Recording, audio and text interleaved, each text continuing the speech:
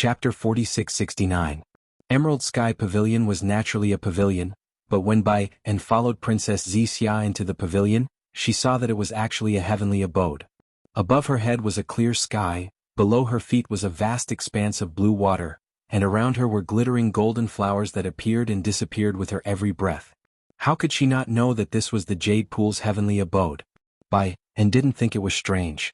She carefully lowered her head and followed beside Princess Xixia. When the East Sea Empress sat down, Princess Xixia stood beside her. The East Sea Empress raised her hand and a seat that looked like a flower bud appeared out of thin air. She smiled and said, "Exa. Xixia, now that you have a title, you can have a place in Emerald Sky Pavilion. Take a seat." Tears appeared in Princess Xixia's eyes.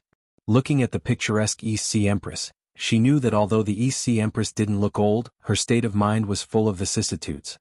Just her matters alone made the East Sea Empress worry a lot. If the East Sea Empress hadn't demoted Bai and from the heavenly abode, she didn't know when she would be able to see the light of day again.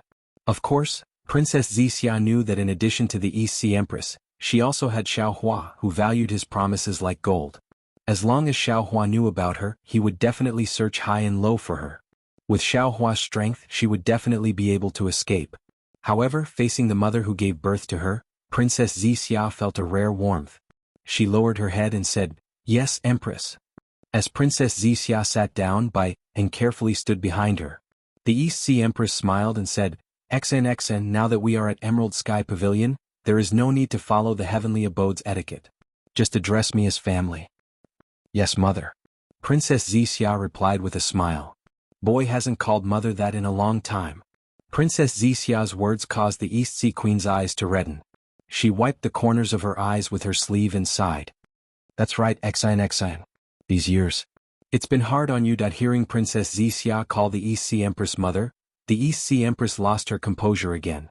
Bai and the maids beside the East Sea Empress didn't raise their heads and exchange glances. They all gently moved their bodies and left Emerald Sky Pavilion, standing outside the heavenly abode. Princess Xixia wasn't in a hurry to speak. She waited for Bai and the others to leave before saying, "I've made Imperial Mother worry. Actually, in these 300 years. Come here and sit beside Mother." The East Sea Empress' expression was filled with love as she extended her hand towards Princess Xixia. Princess Xixia was shocked. After all, as far as she could remember, she had never been so intimate with the East Sea Empress. However, despite her surprise, Princess Xixia also understood that although she had not married Xiaohua, Immortal Emperor Go Chen's decree had already been passed down. She could no longer stay in the Immortal Palace. This was no different from marrying Xiaohua.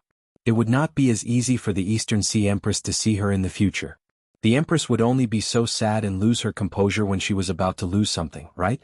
Princess Xixia also felt a sense of loss. She stood up and walked to the side of the East Sea Empress. The East Sea Empress held Princess Xixia's hand and hugged her. That warmth made Princess Xixia feel like she had returned to her childhood. "Imperial Mother."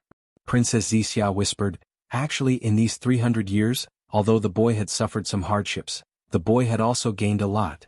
When the boy met Xiaohua, he had already taught the boy the 5 energies unifying origin technique. The boy used these 300 years to painstakingly cultivate. These 300 years were just the blink of an eye." At this point, Princess Xixia even said mischievously, "I won't hide it from Imperial Mother." The boy knew that Xiaohua's cultivation was low at that time. The boy even thought that after he cultivated to the literary saint realm, he would break through the seal on his own. "Sigh, this kind of thing. Why didn't you tell Imperial Mother?" The East Sea Empress sighed. A bitter smile appeared on Princess Xixia's face. The Immortal Emperor's decree had already been passed down. If the boy told Imperial Mother, it would only make things difficult for Imperial Mother. Rather than that, it would be better not to say it. "It's good that you weren't suppressed in the Heaven Punishment Prison Crystal." The East Sea Empress still had some lingering fear as she said, "Imperial Mother was afraid that you would be like Bai and fall into the Heaven Punishment Prison Crystal. There would be no righteous chi, no Heaven Earth Yuan chi, only darkness and loneliness in your eyes." "Perhaps," Princess Xixia said with some hesitation, "this is also one of His Majesty's plans?" "Sigh, perhaps."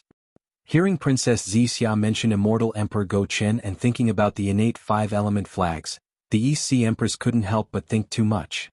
She said, "No matter what His Majesty's plans were, you still profited from a disaster. Tell Imperial Mother the whole story. Yes, Imperial Mother. Princess Xixia didn't dare to delay. She recounted everything that happened after she was suppressed in Liao River and how she broke through the seal. She didn't hide anything. The East Sea Queen's expression also changed after hearing this.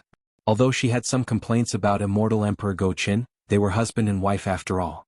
She had only heard about the innate four-cardinal formation from others and didn't think much of it before. But now, she understood that if it wasn't for Xiao Hua and Princess Xixia's mystic origin water control flag, immortal Emperor Go-Qin might not have been able to return safely from Longevity Town. The East Sea Empress couldn't help but hug Princess Xixia and say, "XN, you are indeed Imperial Mother's lucky star." I wouldn't dare. I'm afraid His Majesty has arranged everything. While Princess Xixia was enjoying her mother's love, she was still brooding over immortal Emperor Go-Qin's suppression. XN, you don't need to think so much. The East Sea Empress smiled bitterly and said, "Since you were born in the Immortal Palace and became His Majesty's princess, then you can't not face these things. Moreover, if His Majesty was really ruthless and directly suppressed you in the Heaven Punishment Prison Crystal, how could you cultivate the 5 elements origin and refine the mystic origin water control flag? It was only a temporary scheme, a backup plan, a preparation, but He also had the intention to take care of you. Your injuries were also healed during the suppression, weren't they?" "Yes, Imperial Mother." Princess Xixia nodded and said with a smile, "Boy has known about this since he was young and this boy understands it even more now. Boy thanks Imperial Mother for giving boy such a good opportunity to accompany Xiao Hua. Xiao Hua is a good child." Hearing Princess Xixia mention Xiao Hua, a smile appeared on the East Sea Empress' face. She said, "Not to mention Sun Jian, who has always been arrogant, praising Xiao Hua to the point that it's rare in the heavens and earth. Even the 3 pure palace master who he fought before was full of praise. Not to mention the information that Imperial Mother obtained from other sources. He is already a Taoist Mahayana cultivator, but he still doesn't have a dual cultivation partner. It seems he has deep feelings for you. When did you two meet and fall in love with each other?" Princess Xixia blushed slightly and said in a low voice, "Boy doesn't know either. I just experienced life and death with him once, and after that I couldn't help but like him. At this point, regardless of whether the East Sea Empress knew the details, Princess Xixia told her everything that had happened in the Mystic Water Palace at the bottom of the river. "Actually," the East Sea Empress said with a smile, "this is fate." Back then, Imperial Mother didn't like His Majesty. Moreover, His Majesty was much weaker than the heirs of the 4 great clans. However, after seeing you a few times, Imperial Mother couldn't help but like His Majesty. It was rare for the East Sea Empress to be so happy, and she actually talked about some past events that even Princess Xixia didn't know about. After talking for a while, Princess Xixia said with a smile, "Imperial Mother, I'm afraid Sister Miao Miao has already arrived. It's not good to let her wait outside for too long." "Yes, Imperial Mother knows." The East Sea Empress nodded and said, "After you participate in this Jade Pool meeting, you will need His Majesty's decree to come to the Immortal Palace again. It's difficult for Imperial Mother to see you, so let her wait outside for a while." "Yes, Imperial Mother." Princess Xixia was born and raised in the Immortal Palace. She had been scheming against Princess Qingqing for so many years. When she heard the East Sea Empress' words, she immediately understood that the East Sea Empress must have some business to attend to other than family matters. Thus, she got out of the East Sea Empress' arms and said respectfully, "Boy understands." Seeing her daughter like this, the East Sea Empress was also heartbroken. However, she still hardened her heart and asked, "XN, Imperial Mother still has a few things to ask you." "Imperial Mother, please speak." Princess Xixia nodded. "Boy will definitely tell Imperial Mother what he knows." The East Sea Empress pondered for a moment, then looked into Princess Xixia's eyes and asked, "The Fortune Gate." Unfortunately, before she could finish, Princess Xixia smiled sweetly and said, "Imperial Mother, forgive this boy for being unfilial. Boy has been engaged to Xiao Hua, so boy is Xiao Hua's person and no longer belongs to the Immortal Palace. My Confucian cultivator's daughter scripture clearly states that if a woman marries a chicken, she must follow the chicken. If she marries a dog, she must follow the dog. Boy must not speak about the Fortune Gate." The East Sea Empress had already expected Princess Xixia to answer in such a way. She smiled and said, "His Majesty's decree has not been made public yet, so you are not considered." Before the East Sea Empress could finish, Princess Xixia interrupted her again and said, "Then Imperial Mother will be disappointed again. Boy has escaped from the Longevity Town and returned to the Fortune Gate with Xiao Hua. He has not entered the Fortune Dao Palace. Therefore, I don't know anything about the Fortune Gate's matters. Alright. The East Sea Empress's face was expressionless. She nodded slightly and said, in that case, Imperial Mother will not force you. However, can Imperial Mother ask about some matters outside the Fortune Gate?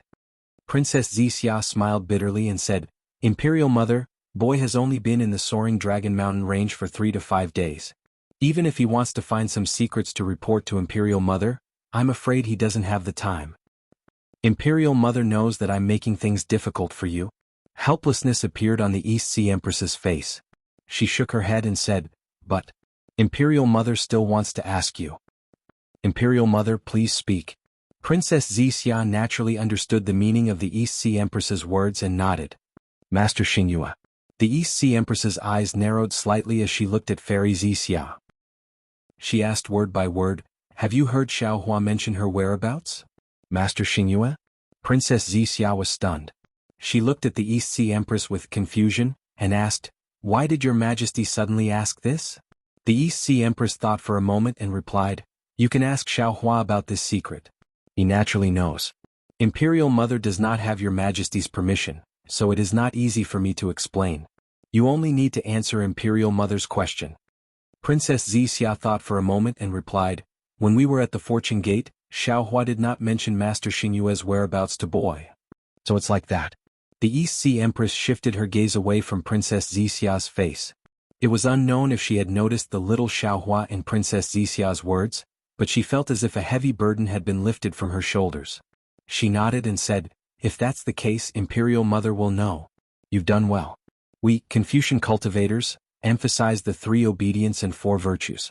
Since you're going to be his wife in the future, you must think for him and serve your husband well. Seeing the gloomy expression on the East Sea Empress's face, Princess Zixia's heart ached slightly as she clearly thought of the conflict between her and Immortal Emperor Go Chen. She forced a smile and said, Imperial Mother, please rest assured. Xiao Hua is a man with deep feelings. If there's something, he will find the right time to tell Boy. Moreover, Boy is not the kind of person who is jealous. If both sides understand each other, then everything can be discussed. Princess Zixia's words had the intention of persuading the East Sea Empress. However, when she saw the East Sea Empress's ugly expression, her voice became softer and softer.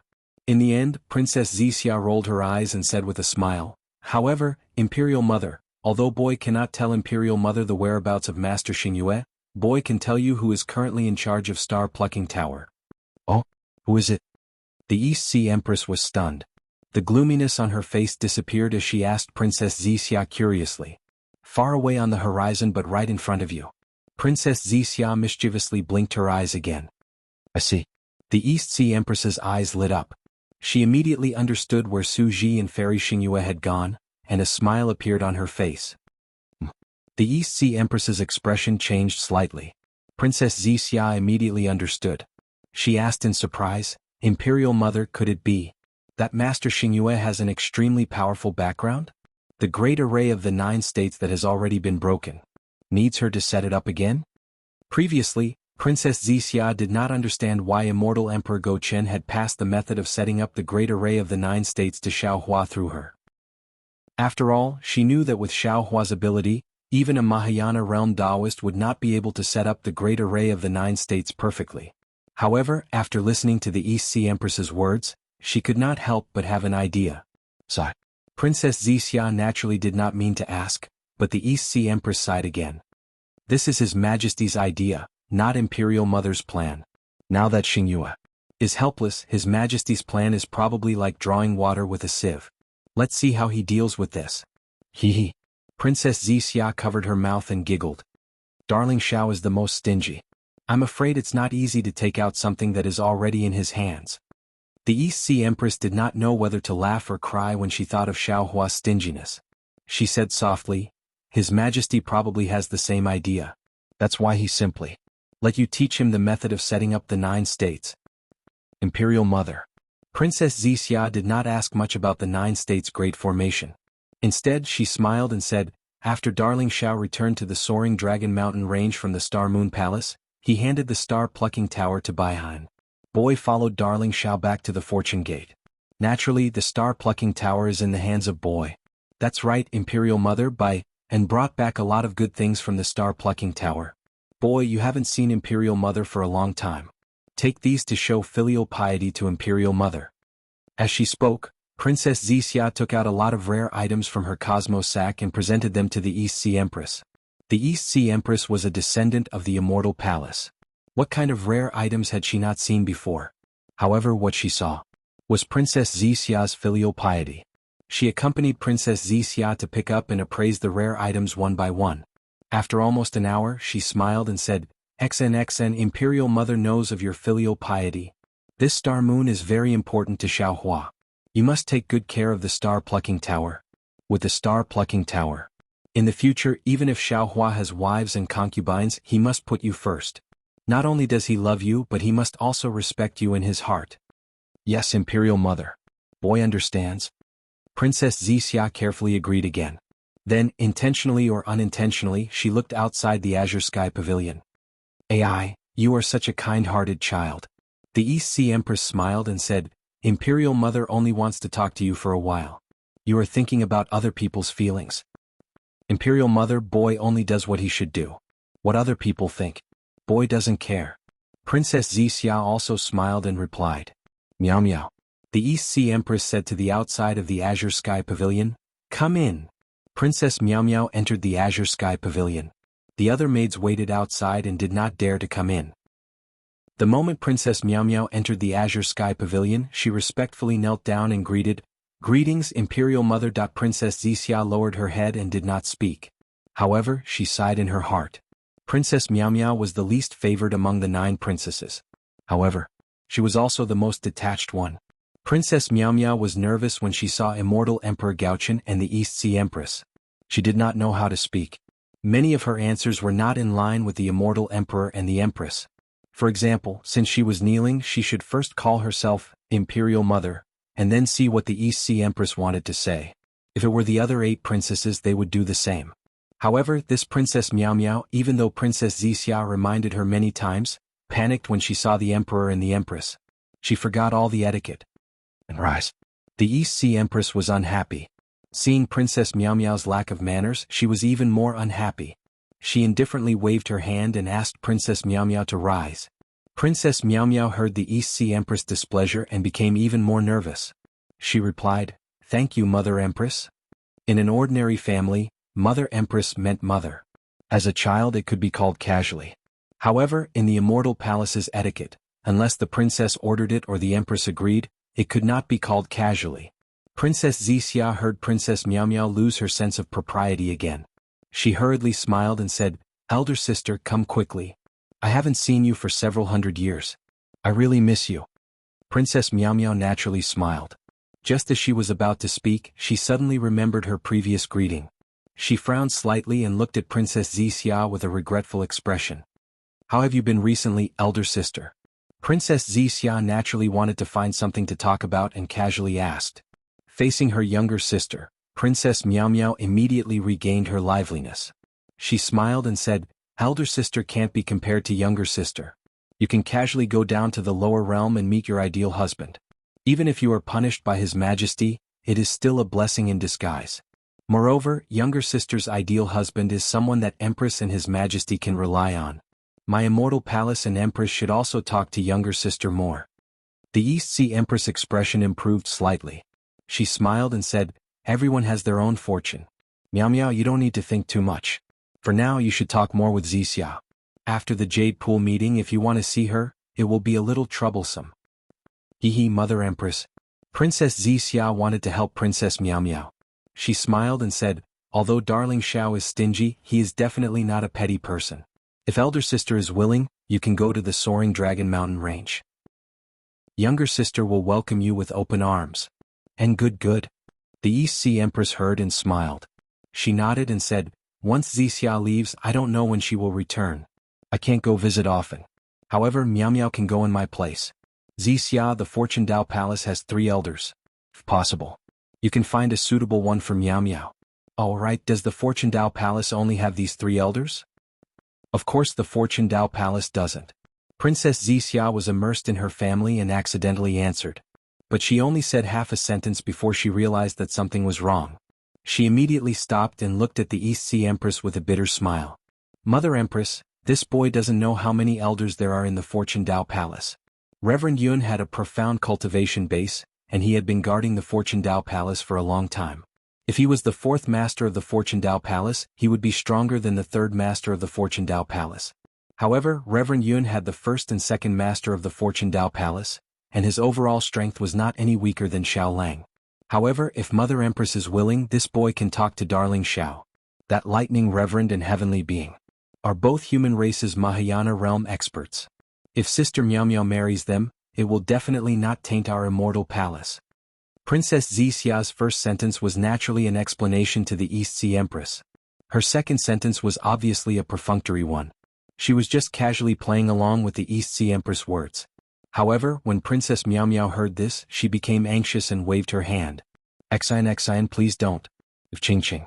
Princess Miao Miao realized that she had said something wrong and hurriedly stuck out her tongue and lowered her head. However, Princess Miao Miao's unintentional words attracted the East Sea Empress and Princess Zixia's attention. The East Sea Empress said unhappily, Miao Miao, you are you and Ching Ching is Ching Ching. Your matter has nothing to do with her. If you marry the Fortune Dao Palace's second elder or third elder, it will be beneficial to the immortal palace. The East Sea Empress's words were a little blatant, but Princess Zixia and Princess Miao Miao felt that it was only natural. After all, in the eyes of the immortal palace and the 100 families, the meaning of marriage was more towards the family's interests. The so-called feelings were just collateral. Princess Zixia was also very happy that she was able to meet such a good husband like Xiao Hua. However, Princess Zixia knew Princess Miao Miao far better than the East Sea Empress. She knew that although Princess Miao Miao was afraid of the East Sea Empress and the Immortal Emperor, she was not afraid of Ching Ching and the other princesses. She frowned and asked curiously, Sister, what do you mean? Could it be that Ching Ching? This? Princess Miao Miao's face was a little red and she even said uneasily, You have to ask Ching Ching about this. I don't know. It would have been better if Princess Miao Miao did not say anything. The moment she said this, even the East Sea Empress understood a little. She also frowned and looked at Princess Miao Miao. It would have been better if the East Sea Empress did not look, but when she did, Princess Miao Miao became even more flustered. She hurriedly waved her hand and said, Mother, about Princess Ching Ching and the lightning reverend. Princess Miao Miao was completely dumbfounded. She did not dare to say another word. She nervously knelt on the ground and kowtowed, Empress, boy really doesn't know. Mother. Seeing that Princess Miao Miao's face was pale with fright, Princess Zixia hurriedly smiled and said, Don't ask, let the boy talk to sister. The East Sea Empress looked at Princess Miao Miao with some pity, but did not say anything. Her gaze was filled with a complicated expression. It was hard to tell if it was disgust or love. Sister. Princess Zixia walked in front of Princess Miao Miao and reached out to hold her ice-cold hand. She smiled and said, Don't be too nervous. Didn't you say a lot when I accompanied you to drink at Jade Brightness Palace? You and I are sisters. If I can get it, you can too. You are not inferior to anyone. Zixia. Princess Miao Miao's heart calmed down slightly. Although her voice was still trembling, she was no longer nervous. She forced a smile and replied, You are wrong. Everyone is different from others. This was already confirmed when this person was born. Temperament, character, temper, and so on are not easy to change. Although you and I are both princesses of the Immortal Palace, temperament determines everything. I won't talk about others, but I will talk about you. Forbearance, magnanimity, modesty, but not avoidance. These are all things that allow you to handle things with ease. Sister knows her own limits. Being an idle princess and being able to share some of His Majesty's and Empress's worries is enough. I can't do anything. Princess Miao Miao had already said these words to Princess Zixia. Princess Zixia only brought it up again to ease the atmosphere. Thus, Princess Zixia smiled and said, Sister's words are also very good. Just be yourself and live your life well. Actually, you don't have to force yourself. Thank you, Zixia. Princess Miao Miao held Princess Zixia's hand and said sincerely, Sister heard His Majesty's decree just now. Sister is really happy for you. Only a perfect girl like you can have such a wonderful life. Seeing that Princess Miao Miao had calmed down, Princess Zixia let go of her hand, blinked her eyes and said, Since Sister said Sister is perfect, do you think Sister will hit you when you are down? These are two different matters. Princess Miao Miao naturally understood what Princess Zixia was talking about. She shook her head and said, "If you want to hit me when I am down, there are too many opportunities. So, you can rest assured and tell me the cause of this matter." Princess Wuxia smiled and said, "If you don't tell me now, won't it be even more troublesome when Qing blames you if something really goes wrong?" "Alright." Princess Miao Miao naturally understood the stakes. Since she had already spoken and was also worried about Princess Qing, when would she say it if not now? Thus, Princess Miao Miao told them about the awkward moment she had just faced Princess Qing. For a moment, Princess Wuxia and the East Sea Empress looked at each other in dismay. Although what Princess Miao Miao said wasn't very strange and couldn't be considered evidence, and could even be said to be baseless guesses from a woman's intuition, there was definitely something wrong with Princess Qing's thoughts that what exactly is going on. The East Sea Empress was somewhat angry and asked in a low voice, "Empress, the boy doesn't know. The boy only just found out about these clues." The moment the East Sea Empress spoke, Princess Miao Miao lost her composure and hurriedly answered. Princess Wuxia smiled and said, "Mother, the matter isn't clear yet. Why get angry now? Didn't Qing see the Thunder Immortal during the Battle of Day and Mu Cliff? Why don't we just ask what exactly happened? Where are the female officials of Jasper Flower Palace?" The East Sea Empress was angry again, as if this matter should have been reported by a female official long ago. "Summon the female officials of Jasper Flower Palace." Princess Wuxia smiled and shouted outside. Following Princess Wuxia's voice, a portion of the female officials of Jasper Flower Palace flew into Jade Sky Pavilion and respectfully knelt down. "Which one of you participated in the Battle of Day and Mu Cliff with Qing?" Princess Wuxia's tone was very strict, far from the gentle tone she used to speak to Princess Miao Miao. The female officials looked at each other and shook their heads. They whispered, "This servant didn't go to Day and Mu Cliff. Where is Yu? Princess Wuxia asked indifferently. Princess Yu was worried about Princess Qing's injuries, so she went to look after the princess. The female officials didn't dare to stand up and hurriedly replied, "Please calm down, Empress." The East Sea Empress nodded. How could she punish such a loyal female official? "Go and summon Yu Xiajing." Princess Wuxia's face was expressionless as she continued to give the order. Moments later, Yu Xiajing was ordered to arrive at Jade Sky Pavilion. As soon as she flew in, she immediately felt that something was wrong. After all, the female officials of Jasper Flower Palace were still kneeling on the ground, and the East Sea Empress looked displeased. Yu Xiajing didn't even think as she knelt down and kowtowed, "This servant greets Empress. Princess Qing's injuries haven't healed yet. If Empress wants to punish. This servant doesn't dare to say that I'll take responsibility, but Empress, please postpone the punishment." Yu Xiajing's words were very appropriate, and the East Sea Empress heard it and nodded slightly. Beside her, Princess Wuxia thought for a moment and smiled. "Yu Xiajing, don't be afraid. Empress just wants to ask about Chao Muya's situation." "Chao Muya?" Yu Xiajing was confused and whispered, "What do Empress and Princess want to ask? This servant doesn't dare to keep quiet." "Stand up," Princess Wuxia ordered, then looked at the other female officials. "You may leave." "Yes, Princess." The female officials didn't seem to find it strange that Princess Wuxia was giving orders in Jade Sky Pavilion. They respectfully bowed and left Jade Sky Pavilion. The East Sea Empress looked at Princess Wuxia with satisfaction. After all, what Yu Xiajing was about to say might affect Princess Qing's reputation, or even more seriously. Who knew if there were other princesses or spies of the four great clans among the female officials of Jasper Flower Palace? "Yu Xiajing, tell me what happened between Qing and Thunder Immortal." Princess Wuxia didn't know how to phrase it, so she could only ask ambiguously. Who would have thought that once Princess Wuxia said that, Yu Xiajing's face turned cold. Anger flashed in her eyes. Even her tone became somewhat ambiguous. She coldly said, "Your Highness, others may not know about this, but how could you not know about it? Back then my princess only injured you. Now, not only did you injure my princess, you even want to ruin my princess's reputation. Princess Wuxia, you truly deserve to be called Wuxia." "Man, slap her." Princess Wuxia didn't hold back and immediately gave the order without waiting for Yu Xiajing to finish. "Yes, Princess." Princess Wuxia's voice came out of Jade Sky Pavilion, and two female officials immediately responded. Two thin and weak female officials flew in and slapped Yu Xiajing's face. Yu Xiajing stubbornly knelt there, not daring to resist. After two slaps, Yu Xiajing's face was already swollen. "You wait." Princess Wuxia indifferently ordered the two female officials to leave. Then she said to Yu Xiajing, Qing Qing has always been headstrong and self-opinionated. Empress Dowager sent you to assist Qing Qing to correct her shortcomings and help her deal with things. This is the key to loyalty. Who doesn't know how to ask about others' well-being? You Xiajing, as a female official of Jade Flower Palace, you put the cart before the horse. You abandoned your own nature and flattered the princess. Today you didn't tell the details of the truth, but directly framed me. How should I punish you? East Sea Empress saw Princess Zixia's punishment and felt a trace of displeasure in her heart. But when she heard Princess Zixia's words, she couldn't help but be shocked. Although Yu Xiajing was loyal to Princess Qing Qing and seemed to be protecting Princess Qing Qing, from another point of view, she was really harming Qing Qing and pushing Qing Qing towards the cliff. This was because Princess Zixia had never mentioned the matter of Princess Qing Qing injuring Princess Zixia in front of everyone.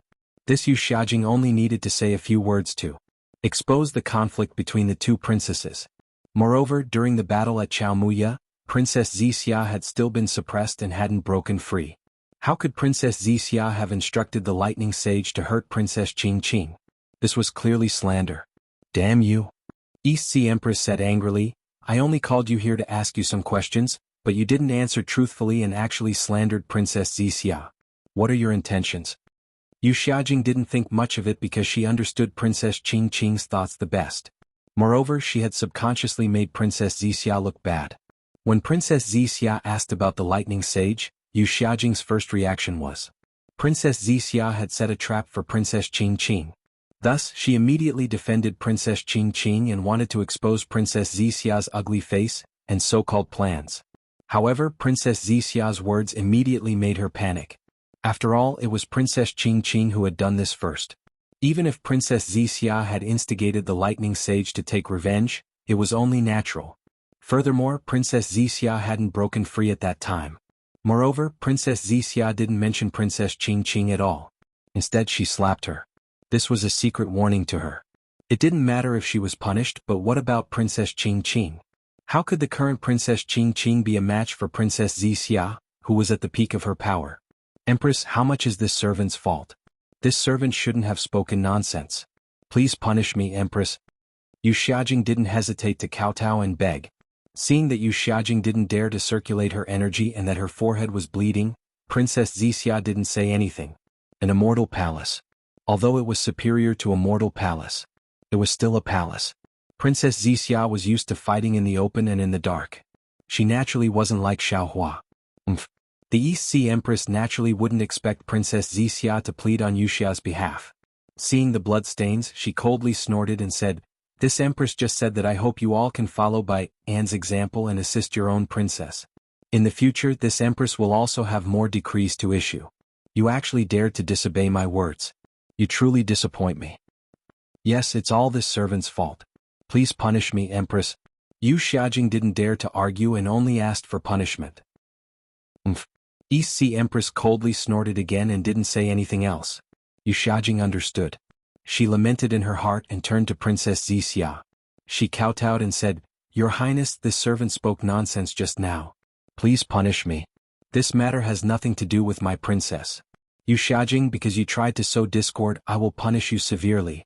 However, seeing how loyal you are, I'm afraid you've heard those words for a long time and have overthought them. You're also worried about Qing Qing. That's why you've said them. Princess Zixia said indifferently. Therefore, I don't intend to punish you. I just want to warn you that if you don't change your ways and offend me again in the future, if I hear any rumors, I won't let you off easily. Yes, this servant understands. Yu Xiajing's heart relaxed and she stopped kowtowing. Also, Princess Zixia continued, when Qing Qing wakes up, you have to tell her not to judge others with her own heart. Many disturbances are just self-inflicted troubles. Yes, this servant understands. Yu Xiajing didn't dare to say anything else and only nodded. All right. Princess Zixia waved her hand and said, Rise and answer me. What happened at Chaomu Cliff? Yu Xiajing stood up and recounted Chaomu Cliff's formation and the battle in detail.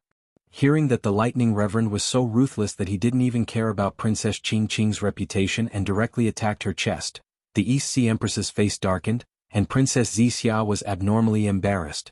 Not to mention a descendant of an immortal emperor, even an ordinary female cultivator would be too ashamed to face the world after being humiliated by a man. The Emerald Sky Pavilion was silent. Princess Zixia's mind was spinning rapidly, but she didn't know what to say. After all, no man would do such a thing to a female cultivator. She was doubting the truth of Yu Xiaojing's words. Unfortunately, just as she was about to speak, the East Sea Empress unhappily said, "Zixia." "Yes, Empress." Princess Zixia hurriedly stood up. "This matter. The Fortune Gate must give the Immortal Palace an explanation." The East Sea Empress said, "The Lightning Reverend is a Taoist at the Grand Ascension stage. If he wanted to injure Qing Qing or obtain the Milky Way Grand Formations disk, he had many ways to do so. How could such a frivolous method be something a man would do?" The story of the immortal world and the desolate era is in everyone's hands. The third place tearfully asks for subscriptions. If the subscriptions exceed 1,000, the immortal world will be opened. Next, I ask for monthly votes. If the monthly votes exceed 100, I'll add more chapters. Third, I ask for recommendations. If the monthly votes exceed 1,000, I'll add more chapters. How Xiaohua went against the light to become a true saint will depend on everyone. The third place thanks. Chapter 4670. This. Princess Zixia's face was burning hot as she blamed the Lightning Reverend in her heart. Needless to say, Xiaohua was the one who ordered the Lightning Reverend to injure Princess Qingqing. However, Princess Zixia also understood that Xiaohua would never allow the Lightning Reverend to do such a despicable thing. If Yu Xiaojing's words were true, then it could only be the Lightning Reverend's own matter and had nothing to do with Xiaohua. The problem was that the Lightning Reverend was the Fortune Gate's second master.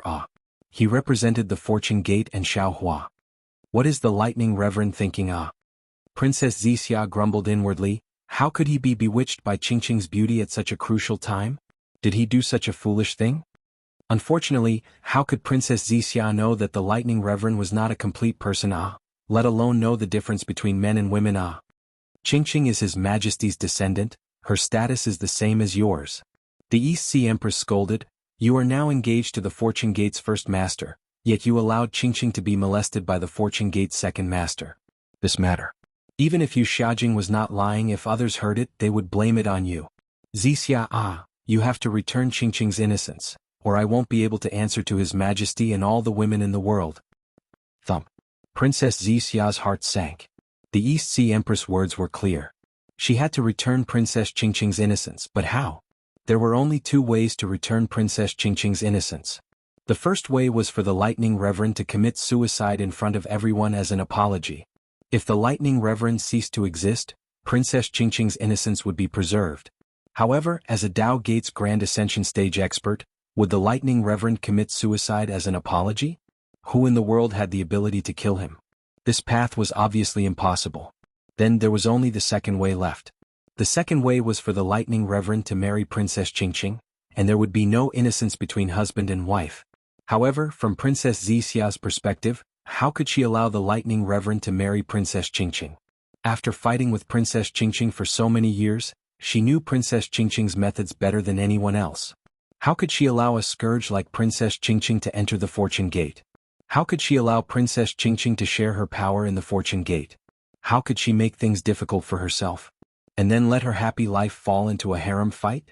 Moreover, Princess Zixia understood that the Immortal Palace would not give up on annexing and coveting the Fortune Gate just because she had married into the Fortune Gate. Once Princess Qingqing entered the Fortune Gate, and Xiaohua ascended, the entire Fortune Gate would fall into chaos. At the very least, the Fortune Gate would be divided into two, and Xiaohua's painstaking efforts would go down the drain. Mother. Princess Zixia couldn't help but ask, "Why are you forcing the boy like this?" Force. The East Sea Empress smiled faintly. She naturally understood Princess Zixia's thoughts and replied, "In Mother's eyes, you are Mother's princess and Qingqing is also Mother's princess. Mother is happy that you have found a husband you like, and Qingqing is also happy that Qingqing has found a husband she likes." Hearing this, Princess Zixia immediately thought of how Princess Qingqing and Princess Miao Miao were trying to cover things up. She even thought of Princess Qingqing's shame and anger when she heard that she had been bestowed the title of Princess Zixia. That kind of shame and anger was not because she had been bestowed the title of Princess Zixia, but because she had found her husband first. Moreover, Princess Qingqing also understood that she would definitely stop her and the Lightning Reverend from getting together. That little bit of affection in her heart would definitely come to an end.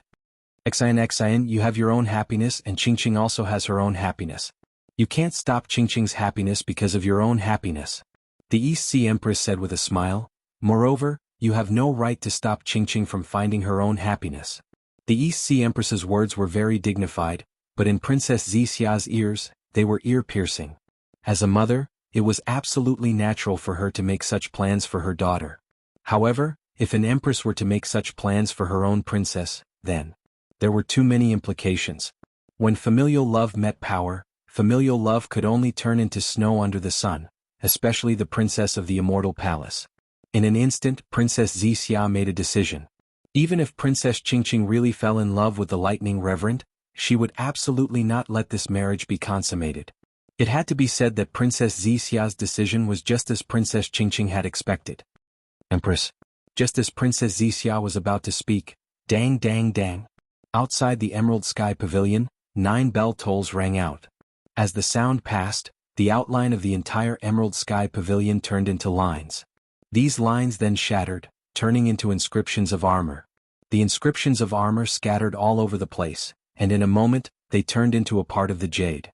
The East Sea Empress said no more. She stood up and said, "The Jade Pool gathering is about to begin. I will go and preside over the Jade Pool.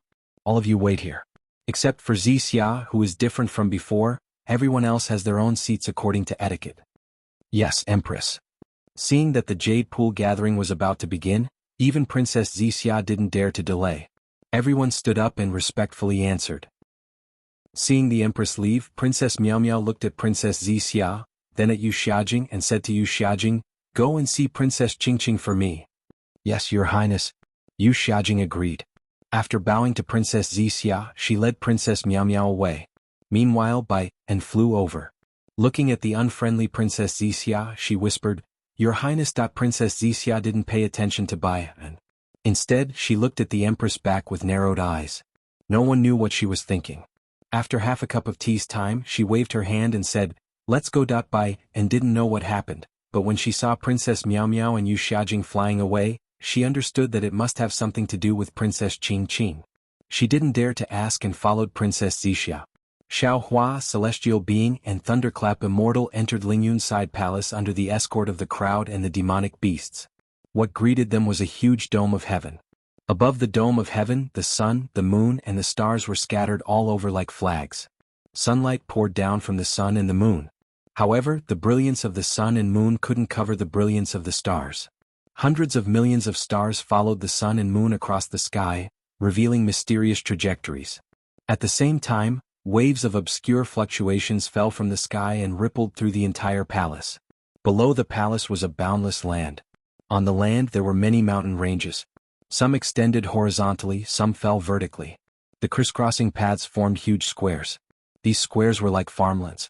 However, there were no crops in the farmlands but cities and villages. The scenery within each square was different. As Xiao Hua's gaze swept across, he felt as if he had seen through the world of mortals. Amitabha. Namo Dipankara Archaic Buddha's familiar chanting voice resounded from a distance away. Similarly, beside Namo Dipankara Archaic Buddha, Namo Maitreya, who had left some time ago, also chanted. Namo Maitreya. When Xiao Hua saw the Maitreya Buddha World-Honored One, he was shocked. Indeed, he had always thought that the Maitreya Buddha World-Honored One was still on Xinhua continent and had not come out. Even when the Maitreya Buddha World-Honored One had said that he would leave quietly, he did not care at all. Who knew that? The Maitreya Buddha World-Honored One's cultivation was actually so powerful. Amitabha. Xiao Hua didn't dare to be negligent. He put his palms together and said, "Disciple greets the 2 revered worlds." "You don't have to be so courteous, Lord Guanyin." The Dipankara Archaic Buddha was very satisfied. He raised his hand and helped Xiao Hua up. "Although you're my Buddhism's Namo Great Compassionate Guanyin Bodhisattva, you're still not my Thundersound Temple's Arhat. You don't have to greet me as a disciple." "I wouldn't dare." Xiao Hua said respectfully, "Since disciple has attained the Buddha fruit, I should understand the meaning of this Buddha fruit. I should face the world's past and future. Otherwise, what's the meaning of this Buddha fruit?" Amitabha, Amitabha. The Dipankara Archaic Buddha chanted and stepped aside. Namo Maitreya. Namo Maitreya stepped forward and said, "Previously when I called you Xiao Danyue and went through life and death with you, I felt that you had wisdom and could become my Buddhism's disciple. However, I didn't expect Danyue to attain the Buddha fruit of my Buddhism. Congratulations. Now that you've said so, disciple feels even more ashamed. Xiao Hua smiled and said, if it weren't for your advice, disciple wouldn't have known the true essence of Buddhism. You're wrong, revered world. Namo Maitreya said seriously, Buddha is in everyone's heart. As long as you're merciful and treat the world well, you'll be able to see your own Buddha. What I can do is only to tell you how to see Buddha.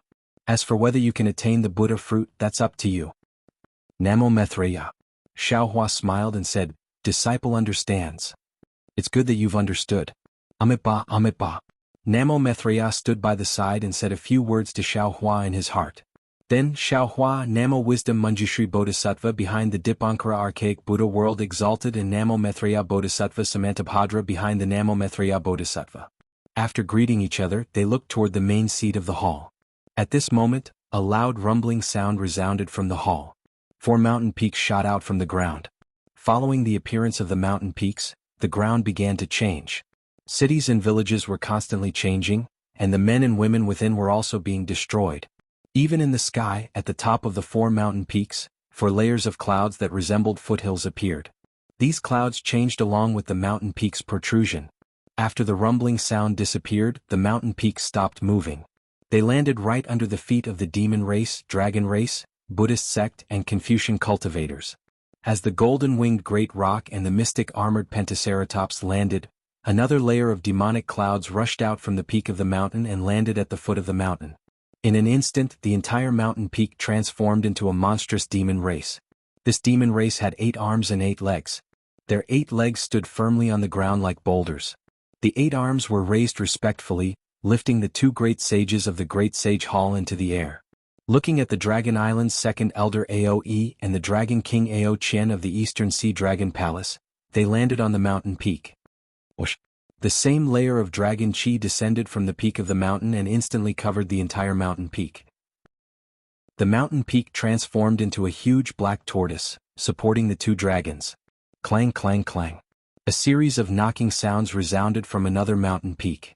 At the place where the Maitreya Buddha World Lord and the Dipankara Archaic Buddha World Lord landed, a faint Buddhist light descended, transforming the entire mountain peak into a lotus platform. On top of the 3 transmogrified mountain peaks, thick chains of inscriptions descended like flood dragons, letting out rumbling sounds. When the Grand Chi was retracted, an indomitable scroll appeared beneath Immortal Emperor Go Qin and Dongfang Qionghao's feet, supporting them there. The 4 mountain peaks transformed separately. Only Xiao Hua, the Thunderbolt Immortal, and the heavenly being stood there quietly. There was no mountain peak beneath their feet. Xiao Hua didn't show any abnormalities. He only looked at Immortal Emperor Go Qin with a smile on his face. I don't know how many years it has been since a Taoist cultivator entered Lingyun's side hall. Immortal Emperor Go Qin said with a smile, I didn't expect to see a mortal enemy of Confucian cultivators in my Lingyun side hall. Now that I'm facing Master Xiao, I can't help but feel a sense of absurdity in my heart. To be honest, Master Xiao, if it were someone else, I wouldn't hesitate to use the power of thunder to kill you right now. I believe.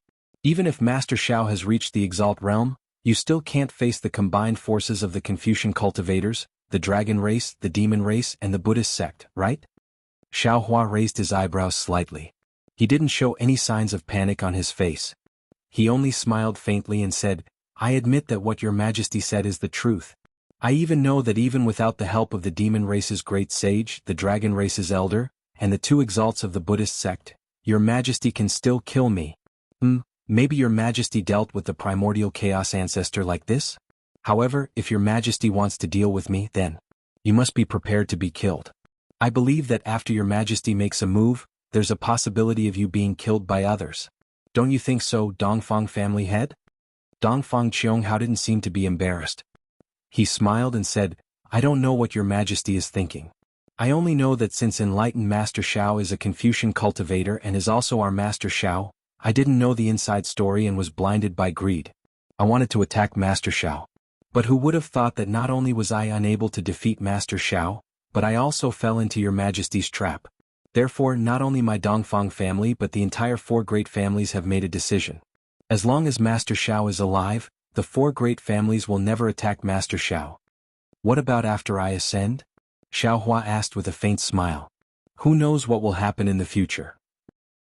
Dongfang Qionghao shrugged and looked at Immortal Emperor Go Qin. He also replied with a faint smile, when the militarists entered the Immortal Palace, they probably didn't expect today's situation, right? Cough cough. Immortal Emperor Go Qin coughed twice and smiled. This is the secret of our Confucian cultivators. How can we use it as a joke? Ah, Your Majesty, you're considered the leader of the militarists. How can you not even know how to use words? How can you use the word joke here? Dongfang Qianghao laughed and refuted Immortal Emperor Go Qin. The human race has always been like this. The profound armored pentahorn dragon calmly interrupted. They can't stand others being stronger than them. Whenever there's an opportunity, they'll use it to suppress others. I think the four great families can't stand the militarists occupying the Immortal Palace. That's why they came up with a new plan, right? Hearing the profound armored pentahorn dragon's words, Xiaohua looked at Immortal Emperor Go Qin and Dongfang Qianghao, who seemed to be united on the outside but were actually at odds with each other. He then looked at the Dipankara archaic Buddha and the Maitreya Buddha on the Buddha lotus. Finally, Xiaohua's gaze landed on Aoe and the Dragon King of the East Sea, who were both suspicious and fearful of each other. He lamented in his heart, "Hee, this era is the best era for Taoism to rise. I'm lucky to be in this era and be able to stand at the peak of supremacy with my Taoism cultivation. This era is also the worst era. Disasters are happening everywhere. Now the apocalypse is coming. If we don't deal with it carefully, I'm afraid we won't be able to survive this." Dragon Sage, you're wrong. The Dragon King of the East Sea, Ao Qian, smiled. It's not just the human race. Some of the demon race and dragon race do the same. That's right, that's right. The profound armored pentahorn dragon mocked. I heard that some of the dragon race have even been conferred titles by the Immortal Palace. No wonder the Dragon Palace of the Four Seas is causing so much trouble. The Dragon Palace of the Four Seas is much less troublesome than the Great Sage Palace. Ao Qian retorted without holding back. No matter what, the dragon race of the Dragon Palace of the Four Seas is still subordinate to the Dragon Palace of the Dragon Island. Roar. The profound armored pentahorn dragon's roar shook the heavens.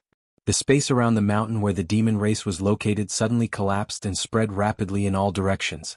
Of course, this spatial collapse only reached the edge of the mountain where the demon race was located. It was blocked by a layer of invisible restrictions. Pieces of inscriptions fell from the restrictions like scraps of paper. Amit Ba Buddha. Excellent, excellent. The Dipankara archaic Buddha's world lord chanted, "Dear Transcendence, the reason why we've gathered here today is to discuss how to deal with the omen of world destruction. Why have you started a conflict before we've even spoken?" Aha, the Dipankara archaic Buddha is right. The Go Qin Immortal Emperor laughed. Today, the three great continents' supreme cultivators are gathered here at the Lingyun Side Hall. How can we speak without thinking? This happened because of me. I should apologize to Master Xiao. Come, announce my decree. Then the great general of the Sun Palace, Sun Jian, appeared in the middle of the hall. He held a decree in his hand and started reciting, "Ancestors, fortune gates Xiaohua," that this decree was exactly the same as the one the East Sea Empress gave to Princess Xixia. After everyone heard it, different expressions appeared on their faces. However, these expressions only lasted for a moment and no one could see them clearly. Hearing this, Xiaohua was a bit dumbfounded. This decree came too suddenly, exceeding Xiaohua's expectations. Naturally, he was overjoyed. However, many thoughts flashed through his mind, such as Shui Shui, Fairy Jing, Fairy Hongxia, Jiuxia, and even Huang Mingxiang. After a while, he smiled bitterly. Damn it. The Dawn Rain continent has a red cloud, and the hidden immortal continent has a purple cloud. Does that mean there's a green cloud in the immortal world? Another rosy cloud in the divine world? I've refined the 7 colors bone. I'm going to fight against rosy cloud for the rest of my life. Haha, congratulations Dragon Master Xiao, congratulations. The golden-winged great rock laughed. I thought the Jade Pool gathering today was a Hongmen banquet. Who would have thought it would be a wedding? I'll have to toast Master Xiao a few more times. The golden-winged great rock congratulated from the bottom of his heart. However, the others' congratulations were different. While they were congratulating him, they were also secretly cursing the Go Qin Immortal Emperor for his sinister methods. Just a moment ago he said he wanted to kill Xiaohua, but in a moment he married his 9th princess to Xiaohua and pulled Xiaohua into the Immortal Palace. Xiaohua rubbed his nose as he looked at everyone's congratulations, and he laughed bitterly. Thank you, fellow Taoists. However, I haven't even been able to sit on a seat after arriving at the Soaring Cloud Pavilion. Looks like His Majesty hasn't been at ease with me. Moreover, I'm afraid everyone knows what the 9 provinces Great Formation is. However, who knows when I'll have the strength to set it up. I'm afraid His Majesty has painted a big picture for me. Master Shaolei, could it be that you're not satisfied with my arrangement? The Go-Chin Immortal Emperor pretended to be angry. If it doesn't work, I'll take back this decree. Sigh. Xiao Hua said helplessly. His Majesty has placed a new happiness in front of me. How can I not accept it? At this moment, Xiao Hua also understood why the Go-Chin Immortal Emperor didn't release the Taoist Gates Mountain first. Instead, he waited for Xiao Hua to accept the decree. Sure enough, following Xiao Hua's agreement, a green mountain appeared beneath Xiao Hua and the others. Whoosh. Just as Xiao Hua, the Thunderbolt Immortal, and the heavenly being stepped onto the mountain, several bolts of lightning descended from the top of the mountain. In an instant, the entire mountain transformed into a massive lightning bolt, lifting the 3 Grand Ascension Stage Taoist Gates Grand Ascension Stage Cultivators into the air. At this moment, the 5 mountain peaks were arranged in the shape of 5 stars under the dome of the sky. The fluctuations within the Lingyun side hall gradually calmed down, and the 5 stars gradually reached a balance. Seeing Xiao Hua, the Thunderbolt Immortal, and the heavenly being sitting on top of the lightning bolts, the Go-Chin Immortal Emperor looked around and exchanged a glance with the Dipankara Immortal Buddha and Aoe. He then looked at Xiao Hua and said with a smile, Master Shaolei, to be honest, the 9 provinces Great Formation is the immortal defense formation of our heavenly court. It's not something that can be set up by ordinary cultivators. In fact, it wouldn't be easy for 9 supremes of the same cultivation to set it up. However, Master Shaolei might not be able to set it up, but Master Shaolei can ask your Taoist Gate seniors to help set it up. My decree didn't say that you can't ask for help. Sure enough, Xinxin was right. Xiao Hua thought to himself, although not every Supreme Being cultivator knows about the existence of Su Ji and Fairy Xingyu, Immortal Emperor Go-Chin, the Elders of Dragon Island, and the 2 Buddhist lords of the Buddhist sect must know. When they first joined forces to deal with the Grand Mist Ancestor, they might not have been able to kill him. They were only afraid of angering Su Ji, which was why they suppressed the Grand Mist Ancestor. Now, I've appeared out of nowhere and surpassed the Grand Mist Ancestor in one fell swoop. They also see me as Su Ji's disciple. In particular, I have a close relationship with Su Ji and Fairy Xingyu in the Star Moon Palace. The disciples of the 4 great families know about it. Even if the 4 patriarchs didn't know about it before, they know about it now. Therefore, they don't dare to force me too much. Since Immortal Emperor Go-Chin didn't point it out, Xiao Hua simply pretended to be confused. He asked curiously, Your Majesty, what do you mean? Which Taoist Gate seniors can I ask for help? Immortal Emperor Go-Chin raised his eyebrows and his eyes lit up. He smiled and said, Master Shaolei, could it be? Your Majesty, I don't know what you're talking about. Xiao Hua refused to admit it. Immortal Emperor Go-Chin replied, Master Shaolei, do you think that every Confucian family is as stupid as the Changsun family and Yuanshi? Provoking Zhai Xinglu for no reason? This is the information I obtained about the Star Moon Palace. Take a look and you'll understand. Immortal Emperor Go-Chin raised his hand and pointed. A book like Jade Eye appeared in front of Xiao Hua. Xiao Hua took the Jade Eye and a light flashed in his eyes. His expression changed greatly. This was because the Jade Eye recorded the matter of Su Ji and Fairy Xingyu very clearly. Some of it was known to Xiao Hua and some of it was unknown to him. In other words, these were things that Su Ji and Fairy Xingyu deliberately concealed. After the Jade Eye, there were also records of Xiao Hua and Su Ji's experiences in the Star Moon Palace. Wherever there were people, there were records. During the period when Xiao Hua and Su Ji were separated, Su Ji and Fairy Xingyu's actions were also clearly recorded.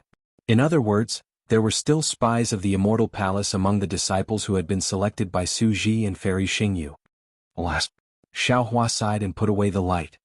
He smiled bitterly and thought to himself, even immortals are only individuals. In terms of combat power, no one in the 3 continents can compare to them. But in terms of other things, they can't compare to an organization. Even the Star Moon Palace established by Fairy Xingyu can't compare to the Immortal Palace. How is it? Immortal Emperor Go-Chin said with a smile. At this point, Master Shaolei can speak frankly, right? Since we're here, does your Majesty not know what happened? Xiao Hua returned the Jade Eye to Immortal Emperor Go-Chin and replied thoughtfully, You still have to ask me? Of course I don't know what happened. Immortal Emperor Go-Chin said word by word, otherwise I wouldn't ask you. After the disappearance of the Star Moon Palace, These two seniors had never appeared again. Tell me, how can I be at ease? Haha, so your majesty doesn't know what happened. Xiao Hua said with a smile. I thought your majesty was investigating the world with the supreme heavenly mirror. Master Shaolei. Immortal Emperor Go Qin said with some displeasure. At this point, I've already given you all the glory that I can give you. Can't I wait for you to tell me the truth? Xiao Hua shrugged and replied, Your Majesty, didn't I say it before? I don't know when I'll have the strength to set up this big array. Naturally, it's impossible for me to ask the seniors of the Dao sect to help me. Are you sure? Immortal Emperor Go Qin asked worriedly. Xiao Hua frowned and thought for a moment, thinking about the pros and cons of telling the truth. In fact, the existence of the immortals might be the reason why the Confucian cultivators didn't dare to kill the Dao sect's cultivators too openly, or it might be the reason why the immortals, Buddhas, and demons suppressed the Grand Mist Ancestor, or it might be the reason why they were patient with him. But in the end, these were all possibilities. The immortals were only a temporary deterrent. The most important thing was to have strength. Xiao Hua might not be able to fight against the Immortal Palace, Buddhist sect and Demon Clan, but against any one of them, the Fortune Gate wouldn't be at a complete disadvantage. Therefore, the presence of the immortals didn't matter much. Moreover, the immortals didn't show up, so how could Immortal Emperor Go Qin not know that the two immortals had left? Even if he deliberately hid it, he couldn't. Therefore, Xiao Hua raised his head, looked at Immortal Emperor Go Qin and nodded with certainty. Unexpectedly, Immortal Emperor Go Qin didn't feel relieved as Xiao Hua thought. Instead, a trace of worry appeared on his face and he sighed. Xiao Hua didn't know if Immortal Emperor Go Qin's sigh was fake, but he at least knew that because of Su Ji and Fairy Xingyu's departure, Immortal Emperor Go Qin's plan to use him to set up the 9 provinces Great Formation had failed. Of course, Xiao Hua also believed that with Immortal Emperor Go Qin's scheming mind, he would never place his bet on the immortals. After all, he had other plans. Sure enough, after Immortal Emperor Go Qin finished speaking, he looked at Aoe and the Dipankara Archaic Buddha, then lowered his head and didn't say anything, as if he was transmitting something. At this time, the Lingyun side palace was silent again. Even the strong golden-winged great rock felt that the atmosphere was a little strange. He opened his mouth and wanted to ask Xiao Hua a few words, but when he thought of how close Xiao Hua was now to the Immortal Palace, he wondered if he should avoid something. It had to be said that Immortal Emperor Go Qin's decree suddenly brought the relationship between the Immortal Palace and the Fortune Gate very close. Seeing Immortal Emperor Go Qin pondering, Xiao Hua's heart skipped a beat. He hurriedly said, Your Majesty, this Xiao has something to tell you. What is it? Immortal Emperor Go Qin was slightly puzzled by Xiao Hua's seriousness. Thunder Master Xiao, please speak. Cough cough, Your Majesty, the star-plucking tower is now my Fortune Gate's property. Xiao Hua coughed and smiled. Moreover, in order to express my feelings to Princess Zixia, the Xiao has even handed the star-plucking tower over to Princess Zixia to manage. Ah! Immortal Emperor Go Qin was obviously stunned. However, in the next instant he smiled and said, Thunder Master Xiao is indeed a great man with deep feelings. This emperor admires you from the bottom of his heart. Damn it, what great man. He must have been discussing with Aoe and the Dipankara Archaic Buddha about how to divide the stars and moons, right?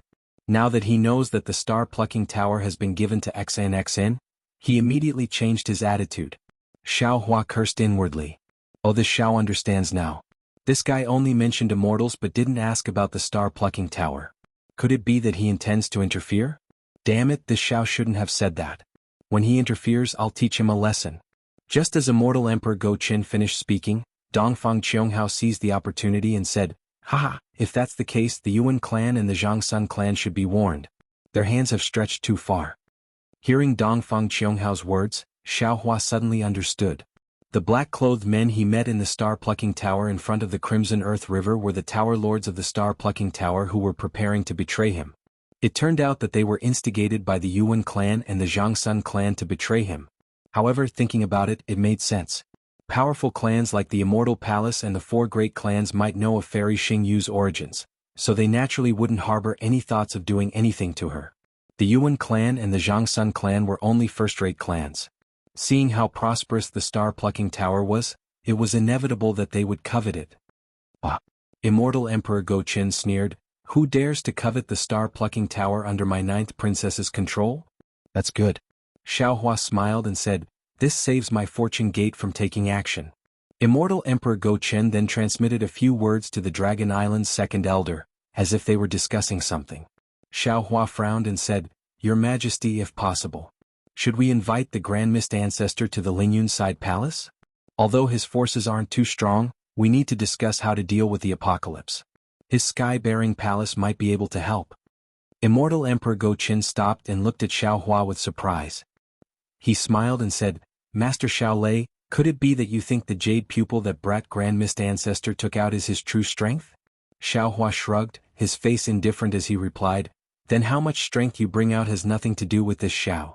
This Xiao doesn't put him in my eyes at all.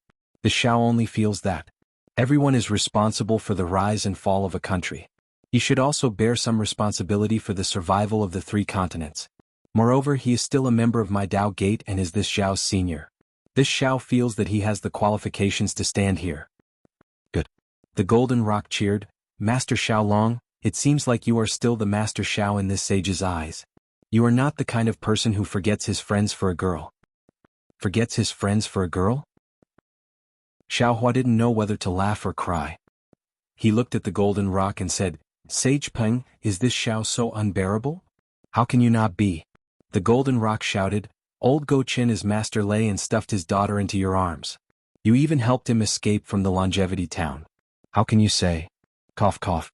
Without waiting for the Golden Rock to finish, Dongfang Qianghao coughed twice and said, "Sage Peng, the past is the past. Don't mention it again." "Ah." The Golden Rock laughed and shouted, "Indeed, indeed. If this sage was suppressed, he would definitely kill all his enemies after escaping. Then he would enter the Great Sage Hall openly. However, the human race is a little strange. Look at that brat Hong Meng. Back then he was played by us until he was. Now that he has escaped, he doesn't repent and keeps coming here. Do you think he's tired of living? Could it be that he wants to be stuffed into the eye of the sea?" "Sage Peng is wrong," Aoe said with a smile. "There was indeed a reason why I didn't kill him back then. Today Hong Meng dared to come to the Lingyun Side Hall. Naturally he has something to rely on. Isn't it just that his strength has reached the peak of the 3 continents?" The Golden Rock sneered, "If I'm not happy, I will still kill him." The Yin-Yang Illustration Handbook. The mystic armored pentagram smiled bitterly. "Sage Peng, have you forgotten about this treasure? This brat Hong Meng can be considered a genius. He actually refined the treasure that suppressed him. Now, even if you want to kill him, it won't be easy. There's also Xiao Longshi." Ao Qian, the Lord of the East Sea Dragon Palace, said with a smile, "This brat Hong Meng has a good idea. He and Xiao Longshi are both from the human Dao sect. As long as Xiao Longshi is here, Xiao Longshi will definitely not let anyone touch him. Furthermore, I am certain that the disciples of the Sky-Bearing Palace Hall have already been sent to every corner of the hidden immortal continent. If anything happens to Hong Meng, if news of Xiao Longshi colluding with Immortal Emperor Go Chen and working together to kill the cultivators of the Dao sect will definitely spread. Plus, with the matter of Xiao Longshi and Princess Zixia, who won't believe this rumor? At that time, not only will Xiao Longshi's reputation be damaged, even the Immortal Emperor will be implicated. Maybe some stories will even spread." Immortal Emperor Go Chen snorted, "Hong Meng's strength is nothing, but his scheming is 100 times stronger than Xiao Longshi's. Xiao Longshi, you must be careful." "Ah." Dongfang Qianghao laughed and pointed at Immortal Emperor Go Chen. "Your Majesty, Xiao Hua is a Taoist Mahayana realm cultivator. He is an enemy of us Confucian cultivators, but this old official can't hear any hostility from your words." "Minister Dongfang, you are also a Confucian cultivator and an important official of the Immortal Palace. How about this? This emperor will order you to lead the Dongfang family, no, lead the disciples of the 4 great clans to attack the soaring Dragon Mountain range. What do you think?" Immortal Emperor Go Chen asked with a faint smile. Dongfang Qianghao didn't hesitate and said seriously, "Of course. However, back then, when we suppressed Hong Meng, we had to involve the demon race in the Buddhist sect. Today the Fortune Gate is much stronger than Hong Meng. This old official wants to ask for your Majesty's favor. In the Soaring Cloudside Palace, we will attack together with the Great Sage Hall, Thunder Sound Temple, and the Dragon Island and Exquisite Temple." Dongfang Qianghao and the others' words were full of ridicule, but in fact there was a hint of flattery. This was extremely rare from the supreme cultivators of the 3 continents. Of course, this wasn't only because of Xiao Hua's strength. It was also because the current situation was very delicate. Immortal Emperor Go Chen took the initiative and used Princess Zixia to win over Xiao Hua. If the Dongfang family, the dragon race and the demon race wanted to win over Xiao Hua, they had to do it from another angle. Otherwise, the balance of the three continents would be disrupted, and who knew which side would suffer. However, Xiao Hua's mind wasn't here. He frowned and said, "Everyone, this Xiao has already said that the fortune gate is the same as the Xiao country. It will never be a hegemon. As long as this Xiao is here, I will restrain my disciples. You don't have to worry.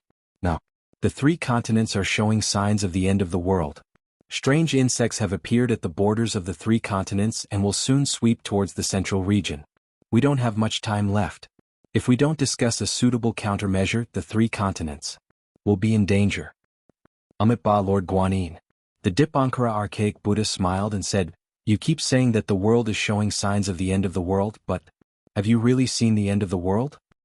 This Xiao Hua was at a loss for words. Of course, he couldn't say that he had seen the end of the world in the ruins. If that brat Primordial Meng was here, he definitely wouldn't rush us like this, nor would he say such things. Dongfang Qianghao smiled and said, "He only knows how to wait. Only by waiting will there be benefits. He only hopes that everyone can start from the latest chapters. The story of the immortal world and the desolate era is in everyone's hands. The third place winner tearfully asks for subscriptions. If the subscriptions exceed 1,000, the immortal world will be opened. If the monthly votes exceed 100, the next chapter will be opened. If the monthly votes exceed 1,000, the next chapter will be opened. How Xiao Hua went against the light to become a martial saint will depend on everyone. The third place winner thanks everyone." Chapter 4671. Benefits. When Xiao Hua heard this word, he couldn't help but burst into laughter. He had never taken the benefits of the three continents seriously. As such, he had never thought about it. Yet, many people who talked about the people of the world had placed benefits in their hearts. Could it be? After Xiao Hua understood, he said with righteous indignation, "You're not discussing how to resist the world exterminating strange insects here in the Lingyun side hall. Instead, you're discussing how to divide the benefits?" Thunder Master Xiao is wrong. Dongfang Qianghao replied without the slightest hint of awkwardness, "We're discussing how to resist the world exterminating strange insects, but at the same time, we're also dividing the areas of influence." Amitabha. The Dipankara archaic Buddha's world lord chanted, "Wasn't this matter caused by Banti Guanyin?" "So I understand now." Xiao Hua nodded slightly. "If we don't divide the areas of influence, how can we determine who is resisting the strange insects? If we didn't find a suitable place for our Fortune Gate disciples in the three continents and four seas, how can you let our Fortune Gate disciples resist the strange insects?" Indeed. The profound armored Pentaceratops nodded. "That's why the immortal emperor didn't invite that brat Grand Mist to the Lingyun side hall. He's not qualified." Yes. It's precisely because the Grand Mist ancestor saw through the true meaning of the Jade Lake's gathering that he was willing to shamelessly wait outside. He was willing to reveal part of his forces in order to obtain the qualifications to enter. Xiao Hua said slowly, "Because today's Jade Lake gathering is a grand event to divide the forces of the world. After today, he won't be qualified to stand on the stage of the three continents." Yes. What can be obtained with just a few words today will be obtained with blood and battle tomorrow. How can he be willing to withdraw so easily? Immortal Emperor Go Chen replied meaningfully. "Good." Xiao Hua nodded and said resolutely, "If that's the case, how do you intend to send my Fortune Gate away?" Thunder Master Xiao. Immortal Emperor Go Chen said unhappily, "How can you say that you're sending us away? Your Fortune Gate is now the publicly acknowledged mighty force of the three continents. Even I had to come out to welcome you when you came to participate in the Jade Lake gathering. Do I need to pay so much attention to you just sending us away?" "All right. Your Majesty, everyone forgive me for speaking bluntly." Xiao Hua really wanted to let them go to the ruins to see the miserable state of the dragon race being slaughtered by that strange insect. He really wanted to beat these supreme beings who were addicted to benefits awake with a single blow.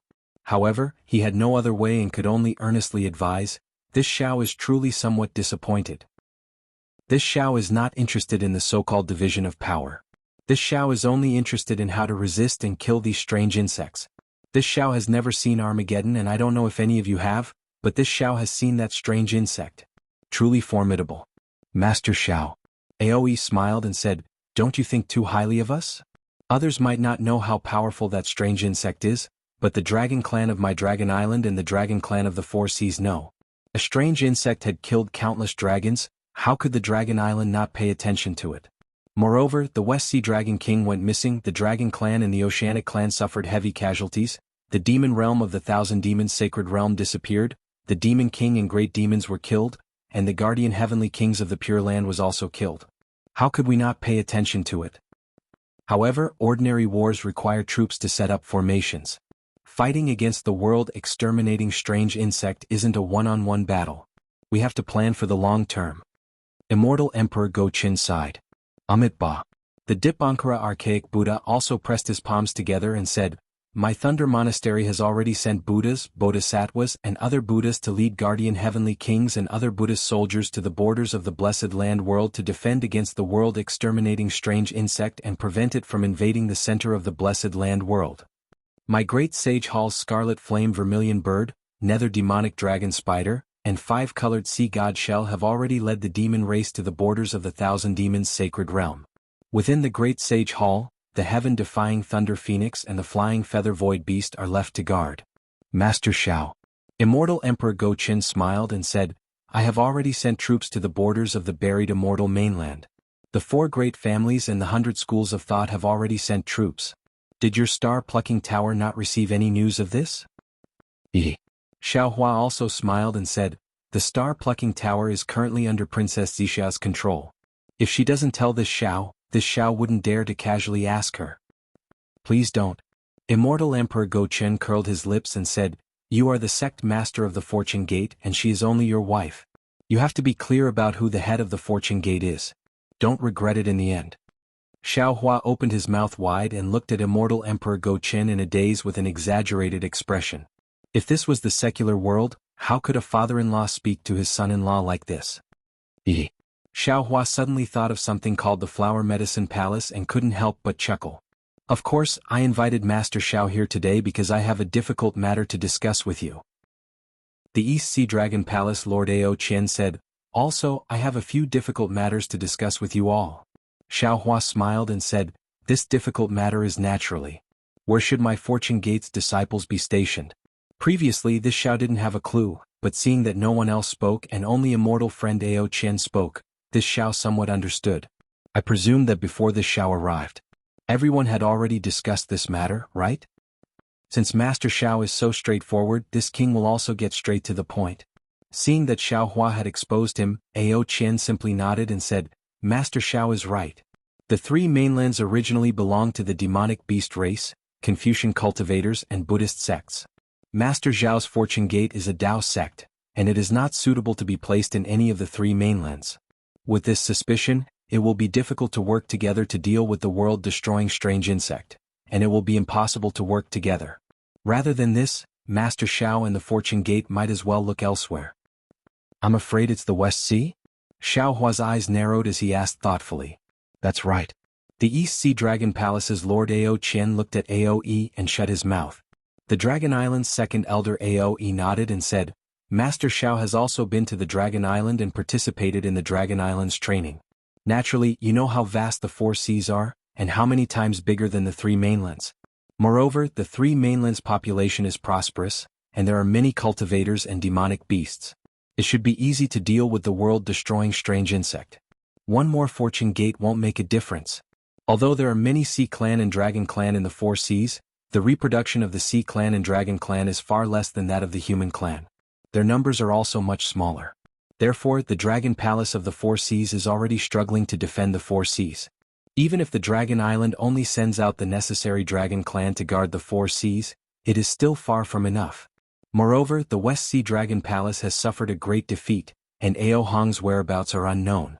The entire West Sea is now empty so, the Dragon Island wants to borrow my Fortune Gate strength to guard the West Sea. Xiao Hua smiled as he began to make small calculations in his heart. Xiao Hua was no exception. He had just mocked Ao Hong and now he was making plans for himself. Yes. Aoe did not deny. He nodded and said, Dragon Teacher Xiao is my Dragon Tribe's Dragon Teacher. The Fortune Gate also has enlightened Master Yun. Both of you are respected by my Dragon Tribe. The two of you are guarding the West Sea and no Dragon Tribe dares to say no. That's right. Enlightened Master Yun split the South Sea Dragon Palace. Which dragon tribe member can withstand Panga's axe? Xiao Hua sneered inwardly. Ao Qian continued, moreover, the Paradise River of the Three Rivers is very powerful now. Under Jianghong's leadership, they have already invaded the West Sea. Jianghong is a Fortune Gate disciple. If Dragon Teacher Xiao doesn't go, who can? There's also Ao Zhan. Aoi did not forget to point out, he has also caused great waves in the East Sea and West Sea. Now is the time when we need people. It is not good for our dragon tribe to have internal strife. He admires Dragon Teacher Xiao the most. If you don't go, who can suppress him? Xiao Hua smiled in his heart, but the worry on his face deepened. He said reluctantly, Second Elder, you are telling the truth. I also want to agree. But, my Fortune Gate disciples are all humans. Jianghong and the other dragon tribe members are only a small part. I can go to the West Sea with Enlightened Master Yun, but how can I let the Fortune Gate disciples go? Moreover, my Fortune Gate has a good foundation in the Soaring Dragon Mountain range. How can I just give it up? It's not appropriate, not appropriate.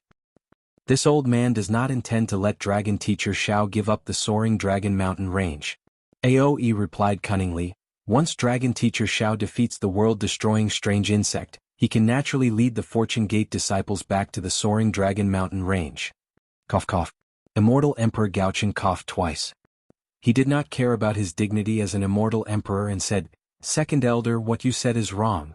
How could Xiao Lei return empty-handed when he went to the West Sea? How can a small Soaring Dragon Mountain range accommodate the Fortune Gate's ferocious army? Immortal Emperor Gaochen's current mood was no different from the Grand Mist ancestor outside the Soaring Cloud Faction Hall. One was shameless and wanted to enter the Soaring Cloud Faction Hall by any means possible. If he lost this opportunity, he would not have the chance to stand on the stage of the three continents. The other was shameless and wanted to invite the Fortune Gate disciples away from the Soaring Dragon Mountain range by any means possible. If he lost this opportunity, he would not have the chance to invite Xiao Hua to leave.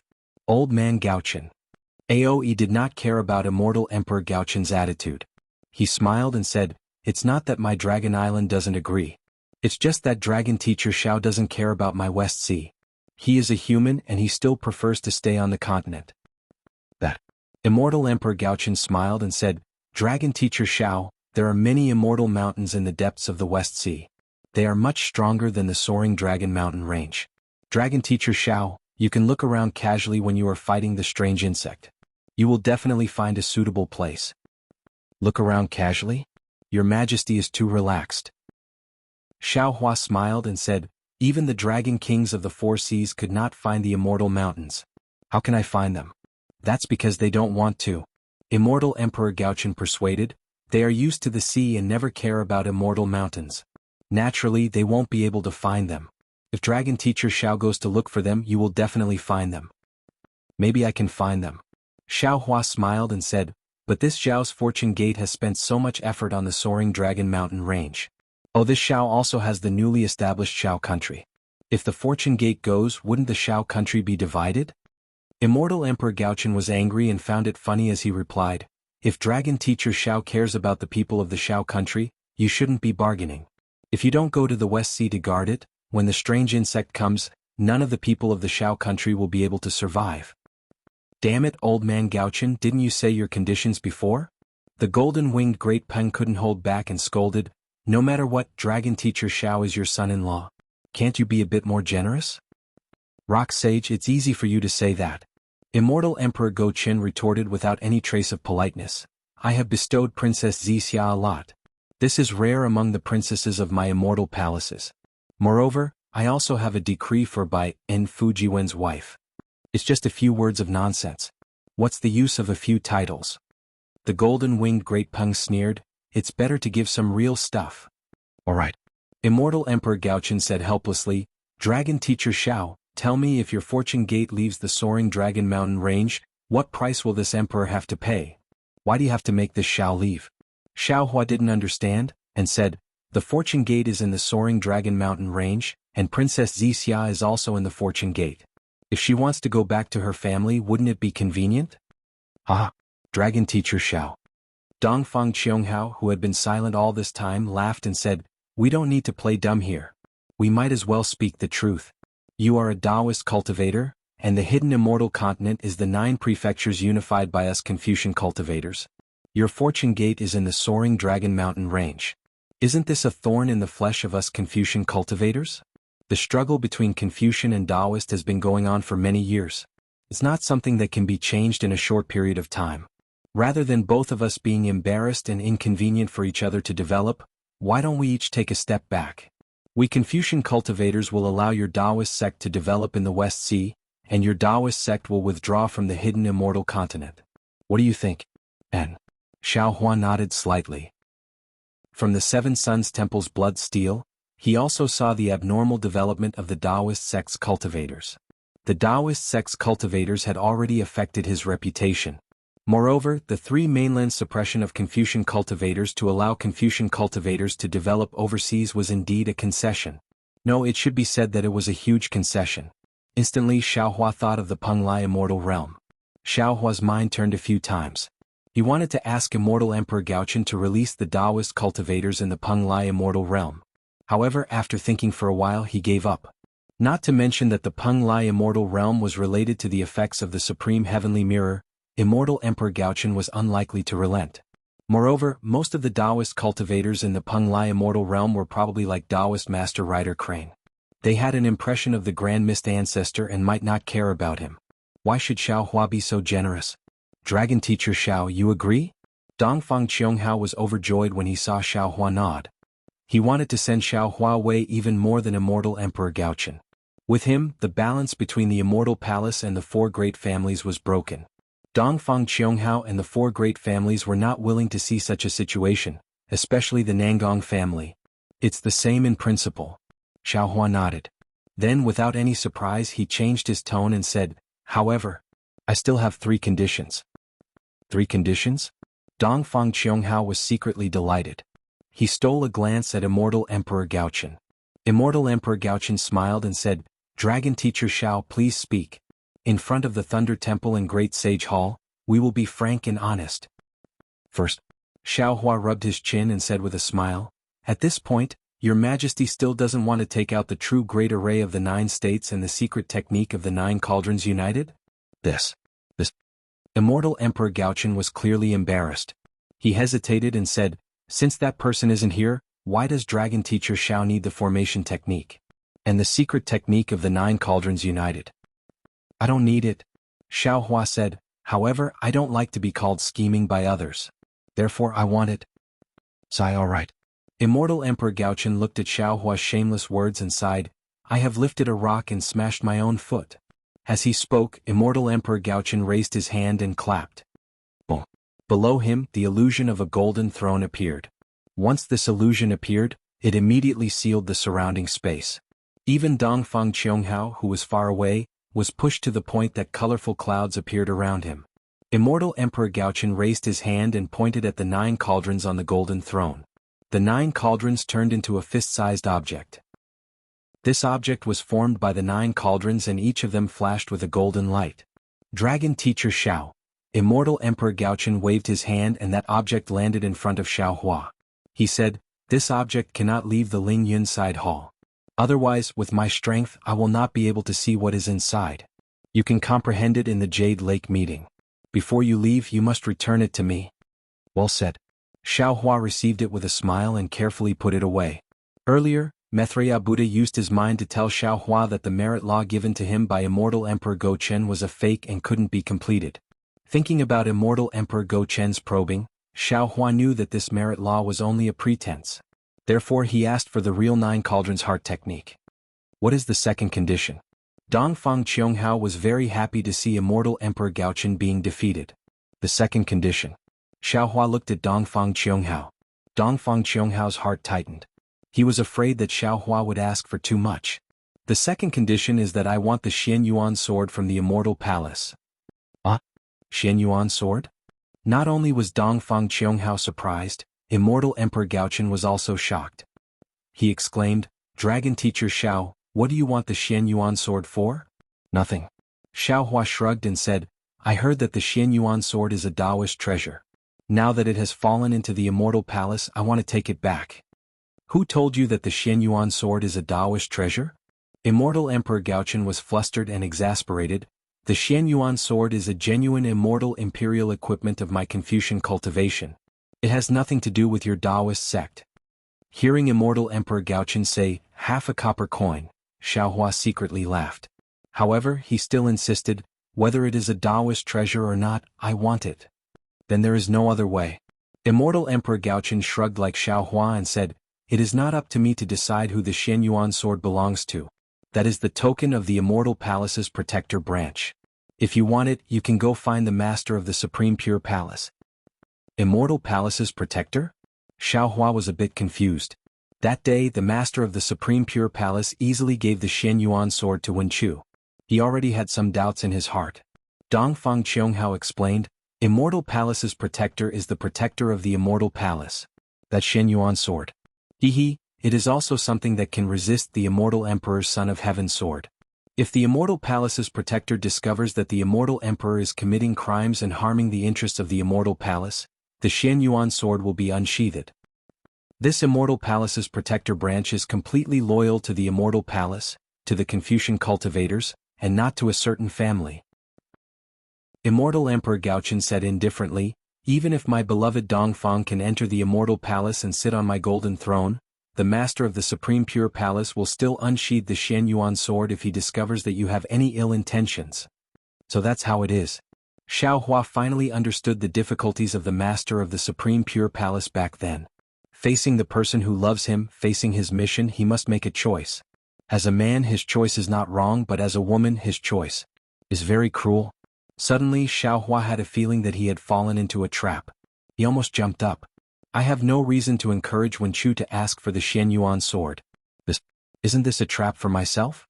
Perhaps, the master of the Supreme Pure Palace wants to exchange something for the tenderness like water sword. And already has this plan? Damn it. Xiaohua gritted his teeth and cursed in his heart. Everyone in this world is not easy to deal with. There is no such thing as a free lunch in this world. Then Xiaohua said fiercely, since your majesty cannot agree to this Zhao's second condition, then this Zhao has no choice but to change my second condition. Immortal Emperor Gaochen said unhappily, it's not that I don't agree, but I cannot agree to your condition. Alright. Xiaohua nodded, then this Zhao's second condition will also be simple. This old man is all ears. Dongfang Qianghao smiled and nodded. Xiaohua said, the Shao country of the Gun Prefecture is this Zhao's Shao country, and also the Shao country of its people. This Shao promises that it will also be the only country of my fortune gate on the hidden immortal continent. Moreover, the Shao country's territory will not increase by an inch from today onwards. However, your majesty, please issue a decree that the surrounding countries of Confucian cultivators should not have any ideas about the Shao country. Otherwise, my fortune gate will not agree. AI Thunder Master Shao, your fortune gate has already left the soaring Dragon Mountain range. Why do you still have to leave behind some tails? Immortal Emperor Gaochen sighed, what's the point of doing this?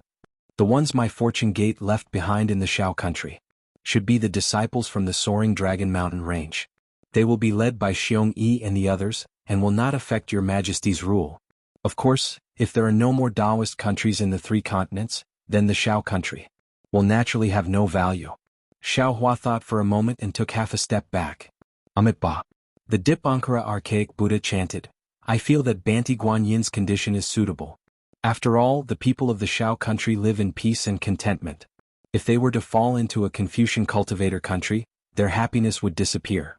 Why not let the Shao country continue to exist? Immortal Emperor Gaochen gritted his teeth in pain. The number of Buddhist temples was increasing, and he did not care about the Shao country. He nodded and said, since that is the case, I will do the same. What is Thunder Master Zhao's third condition? The third condition is very easy for your majesty. Xiaohua took out a jade eye and respectfully handed it to Immortal Emperor Gaochen. Your majesty only needs to send the item in the jade eye to the soaring Dragon Mountain range. Seeing Xiaohua's kind smile, Immortal Emperor Gaochen had a bad feeling. After he took the jade eye and looked at it, his expression changed slightly. In just a moment, Immortal Emperor Gaochen regained his calm. He nodded and said, this compensation is fair. After all, the soaring Dragon Mountain range is the foundation of the fortune gate for hundreds of years. Minister Dongfang, I will leave this matter to the 4 great families and the 100 schools of thought. Dongfang Qianghao was caught off guard, but he was also helpless. This matter was not only related to the Immortal Palace, but also the four great families. Since Immortal Emperor Gaoqing gave the order, it was an emperor's decree. The four great families and the 100 schools of thought could not disobey. Of course, Dongfang Qianghao's face turned green after reading the jade eyes. He glanced at Xiaohua and said in a low voice, "This old man understands. This old man will send a message and send what Taoist Master Xiao wants to the soaring Dragon Mountain range." After Dongfang Qianghao sent the jade eyes out of the Lingyun side hall, Xiaohua looked at Aoe again. Aoe immediately understood when he saw that Xiaohua had looked at him. He smiled and said, "Master Xiao, you've already plundered half of the treasures in the West Ocean Dragon Palace's treasury." Xiaohua chuckled and said, "This Xiao does not dare to ask for anything. This Xiao is just thinking, if our fortune gate manages to resist the world-destroying strange insects in the West Sea and fails to find the overseas immortal mountains, then we would have to give up on the soaring Dragon Mountain range. Wouldn't our fortune gate become a wanderer who can't return home?" "No, of course not." The golden-winged Great Peng immediately understood what Xiaohua wanted to say, and hurriedly shouted, "We can't let the fortune gate's disciples bleed and cry, we must appease them." "Your grandmother." Ao Qian cursed inwardly, "We haven't even seen the world-destroying strange insect. Why are the fortune gate's disciples bleeding and crying? Each and every one of them is sinister." Aoe glanced at Ao Qian and asked Xiaohua in a low voice, "Dragon Master Xiao, could it be that you wanted?" Aoe looked at Ao Qian again as he said that. "Impossible. Impossible. Impossible." Ao Qian's dragon body expanded in an instant, and the silvery white flames around him soared to the sky. He roared, "The fortune gate is just a branch of the human race, how can they enter my West Sea Dragon Palace? Not to mention this king, even the North Sea Dragon Palace and South Sea Dragon Palace will not agree. Second Elder, if you are an elder of my dragon race, you will not agree to this condition. If Dragon Master Zhao's fortune gate wants to set up defenses in the West Sea, my Dragon Palace of the Four Seas will welcome him. If he is unwilling to go, he can go wherever he wants. My Dragon Palace of the Four Seas would rather die in battle than give up the West Sea Dragon Palace's position." Xiaohua naturally coveted the West Sea Dragon Palace's position in his heart, and he had planned this from a long time ago. However, when he saw the East Sea Dragon King's anger, he only needed to set up defenses, and he obtained a lot of benefits from the Confucian Cultivator. Although the Dragon Island in front of him wanted to interfere with the Dragon Palace of the Four Seas, the Dragon Palace of the Four Seas also needed his help, so he couldn't make unrealistic demands. Thus Xiaohua smiled and said, "Fellow Immortal Ao, it seems. This Xiao hasn't finished saying my request, right? Say it, say it." Ao Qian coldly said, "If you don't covet my West Sea Dragon Palace's throne, why would you send Jianghu to invade the West Sea? Why would you threaten my dragon race again? You've really wronged my fortune gate's disciple." Xiaohua rubbed his nose and laughed. Jianghu heard that there were strange insects in the West Sea, so she led the dragon race there. Moreover, this Xiao's condition is to wait until the West Sea strange insects are killed, then let the second elder see if he can give the other half of the West Sea's treasury to my fortune gate. Ao Qian was a little surprised, but he still didn't believe Xiaohua, so he looked at Aoe. How could Aoe admit that he was talking about the West Sea Dragon Palace's throne? He smiled and said, "Yes, you're too impatient. This old man is talking about the treasury. This Xiao has seen the West Sea's treasury, and has always been drooling over the other half." Xiaohua smiled and said, "Moreover, this Xiao can also swear to the heavens that my fortune gate's disciple will never sit on the West Sea Dragon Palace's dragon throne." Of course, Xiaohua was still laughing in his heart. Xiao Bai is not a fortune gate's disciple, so it's fine if he sits on the dragon throne. Ao Qian harumphed coldly, "The West Sea Dragon Palace's dragon throne has disappeared with Ao Hong, presumably it has been swallowed by the strange insects. It's impossible for your fortune gate's disciple to sit on it." "That's right." The golden-winged Great Peng didn't miss the opportunity to say, "Since Dragon Teacher Xiao has sworn, then this holy sage will also be a witness. If a fortune gate's disciple sits on the West Sea Dragon Palace's dragon throne, my great holy hall will not let this matter go. That's not right, it should be this time, this holy sage will not interfere in the future." And the Lord of the East Sea's dragon body shrunk and nodded. "If that's the case, after repelling the strange insects, my Dragon Palace of the Four Seas is willing to hand over the West Sea Dragon Palace's treasury to the fortune gate as a token of gratitude. However, this matter will need to be discussed in detail in the future. Excellent, excellent. Maitreya Buddha, who had been silent all this time, joined his palms together and said, since that's the case, let us discuss some other difficult matters. Namo Maitreya Buddha. Please wait a moment. Xiaohua smiled and joined his palms together. Since the Fortune Gates matter has come to an end then, shouldn't we let the sky-bearing palace bear some responsibility? Immortal Emperor Gaochen nodded and said, that's right, Dragon Teacher Zhao's words are in line with this emperor's thoughts. We, the Confucian cultivators, have already promised the Tao Gate that we can develop outside the West Sea. Naturally, the Tao Gate should bear some responsibility. Since the sky-bearing palace belongs to the Tao Gate, then it should be like the Fortune Gate and go to the West Sea to resist the strange insects. Inform Ancestor Grand Mist. Outside the soaring cloud-side palace, the Grand Mist Ancestor, Taoist Rider Crane, and Anya Z stood with their hands behind their backs. Although they were whispering to each other, their gazes were constantly on the soaring cloud-side palace's door. However, the three of them had different expressions. Taoist Rider Crane and Anya Z were obviously anxious, and in just a short moment, they had already glanced at the door several times. On the other hand, the Grand Mist Ancestor was indeed an ambitious and ruthless character. Although he occasionally glanced at the door most of the time, he was calm and indifferent. In the end, Taoist Rider Crane couldn't take it anymore. He looked at the ferocious immortal generals in front of the soaring cloud-side palace and whispered, Sect Master, how long has it been? Are we still waiting here? No matter what, we are still high-level cultivators of the Tao Gate. Are we going to stand here like beggars? It feels like we are waiting for the immortal palace to give us leftovers. The taciturn Anya Z also chimed in, Sect Master, our sky-bearing palace doesn't rely on the Fortune Gate. Isn't our development in the hidden immortal continent very good? Why do we have to stick our warm faces to their cold buttocks? We are being looked down on for no reason. Grand Mist Ancestor snorted coldly and glanced at the two of them. He understood that most cultivators were obsessed with cultivation and didn't understand the art of politics. Anya Z and Taoist Rider Crane were considered famous figures in the sky-bearing palace, but they couldn't see the current situation clearly. The Grand Mist Ancestor explained the current situation in a low voice. His analysis was exactly the same as what Immortal Emperor Gaochen had said. In the end he said, if we can't enter the soaring cloud-side palace and participate in the Jade Lake gathering, our sky-bearing palace will lose our best chance. Of course, it's not like we don't have a chance in the future, but in the future, Xiaohua's Fortune Gate will definitely attack our sky-bearing palace. We can't fight for such good conditions anymore. What if? Anya Z hesitated and probed. The Fortune Gate, Buddhist sect, Thundersound Temple and Great Sage Hall reach an agreement and join forces to destroy our sky-bearing palace? The Grand Mist Ancestor laughed arrogantly. So, this old man is betting. Betting that Xiaohua won't do that.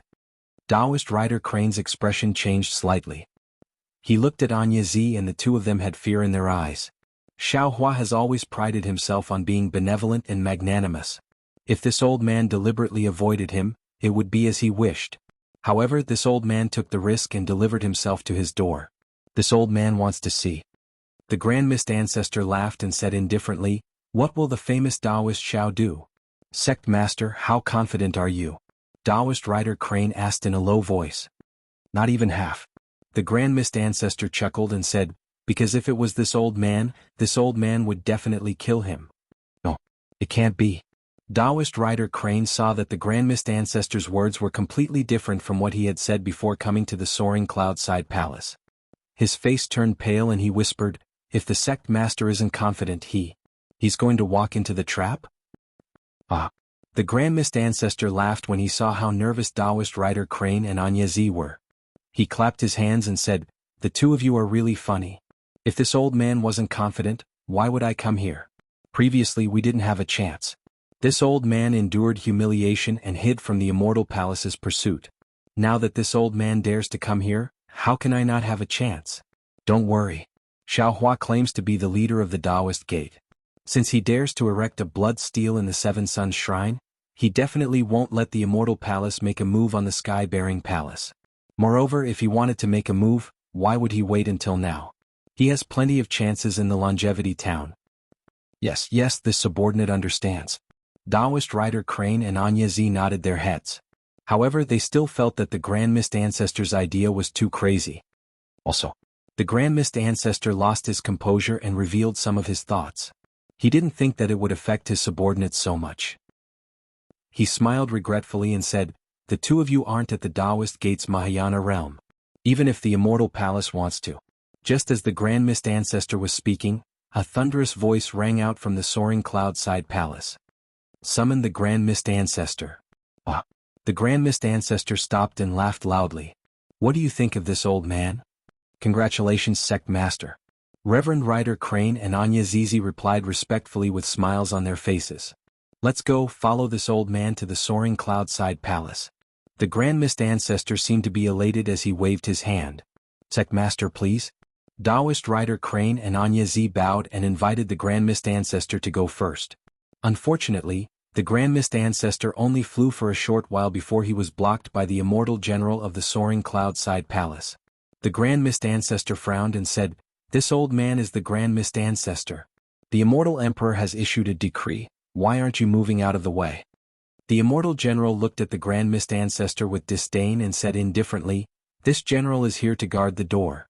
Without the Immortal Emperor's decree, no one is allowed to pass." Damn it.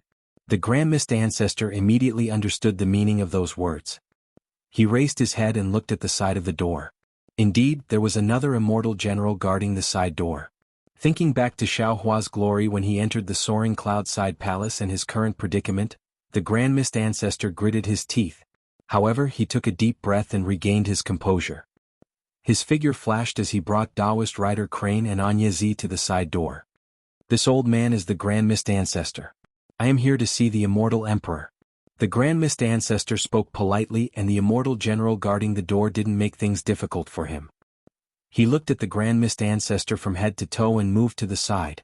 However, just as the Grand Mist Ancestor passed through, the Immortal General raised his weapon and blocked Taoist Ryder Crane and Anya Z.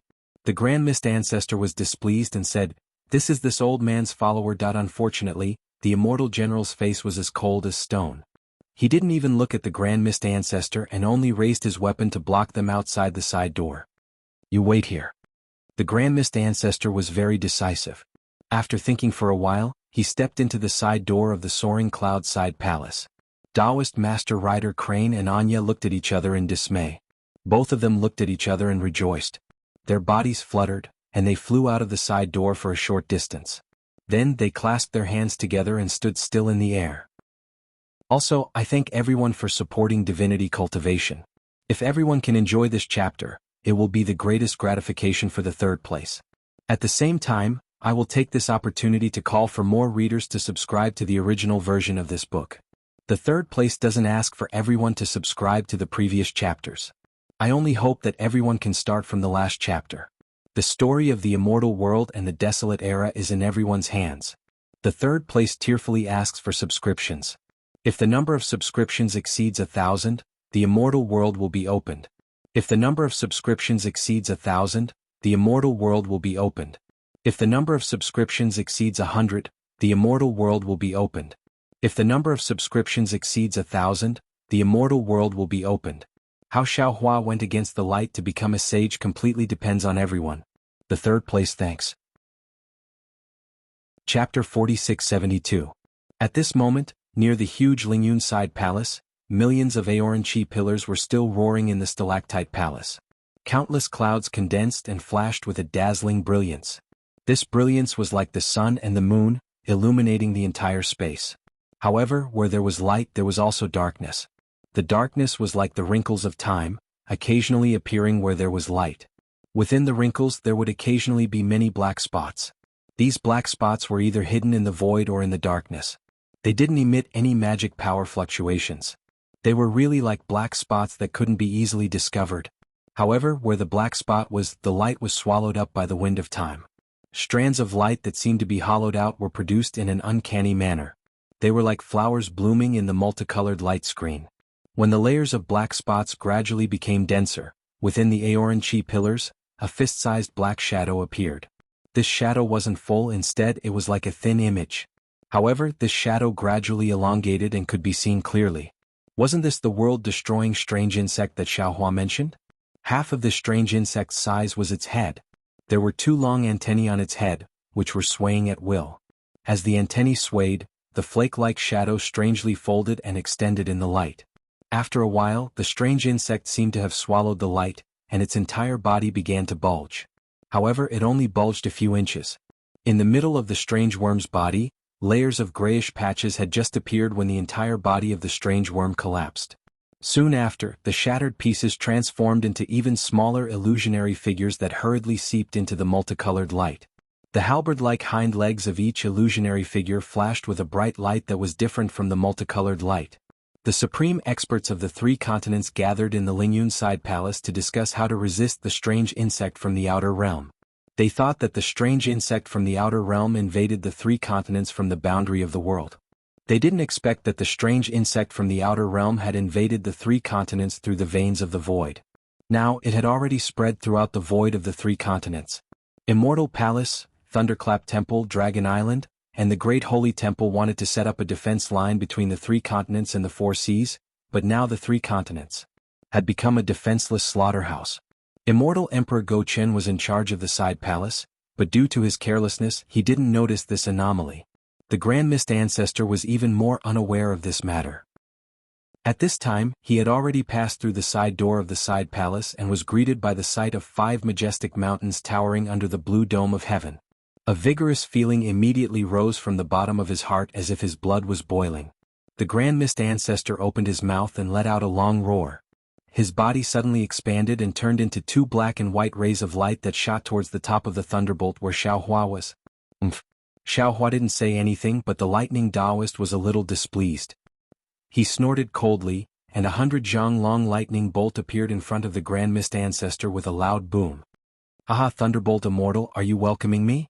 The Grand Mist Ancestor laughed heartily and rubbed his hands together. "Gotcha." More than 10 black and white rays of light appeared in the space around him and landed on the lightning bolt like stars surrounding the moon. It was very strange. Zzzt. A sound similar to cold water falling into a pot of hot oil rang out. The black and white rays of light actually penetrated the lightning bolt and turned into threads of light that completely entangled the lightning bolt. Amidst the crackling sound, the 100 zhang long lightning bolt collapsed and disappeared. However, the moment the lightning bolt disappeared, a scarlet-red lightning bolt pounced out like a spirit snake and slammed into the Grand Mist Ancestor's left shoulder with lightning speed. Boom! The golden light barrier around the Grand Mist Ancestor's body flickered and blocked the lightning. However, the Grand Mist Ancestor's body staggered as he came to a stop. The smug look on his face was replaced with shock, shame, and anger. Fellow Taoist Thunderbolt. The Grand Mist Ancestor stood there and lowered his head to look at the golden light on his left shoulder. What is the meaning of this? A brat who hasn't reached the peak of the Grand Ascension realm dares to stand shoulder to shoulder with me? The lightning Taoist didn't know any modesty and scolded without any trace of politeness. Xiaohua laughed and said, "Fellow Taoist Grandmist, although the lightning Taoist's words aren't pleasant to hear, he has good intentions. Don't forget, today you and I are guests at the High Cloud Side Hall. If you want to sit down, I'm afraid you have to see Immortal Emperor Go-Chen first, right? If you come here directly, it will be rude and make the Confucian cultivators, Buddhist sect, and demon races experts laugh at you." Damn it. The Grand Mist Ancestor cursed in his heart.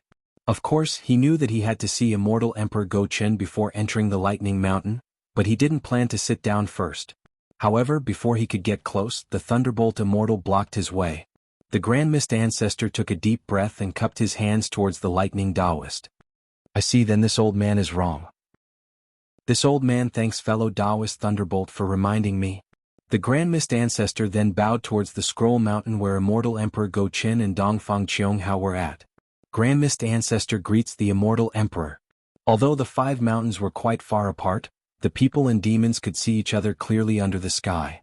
Immortal Emperor Go-Chen saw the Grand Mist Ancestor's respectful attitude and said with a smile, "Grand Mist Ancestor, we haven't seen each other for a long time." The Grand Mist Ancestor was stunned and puzzled. He asked curiously, "How?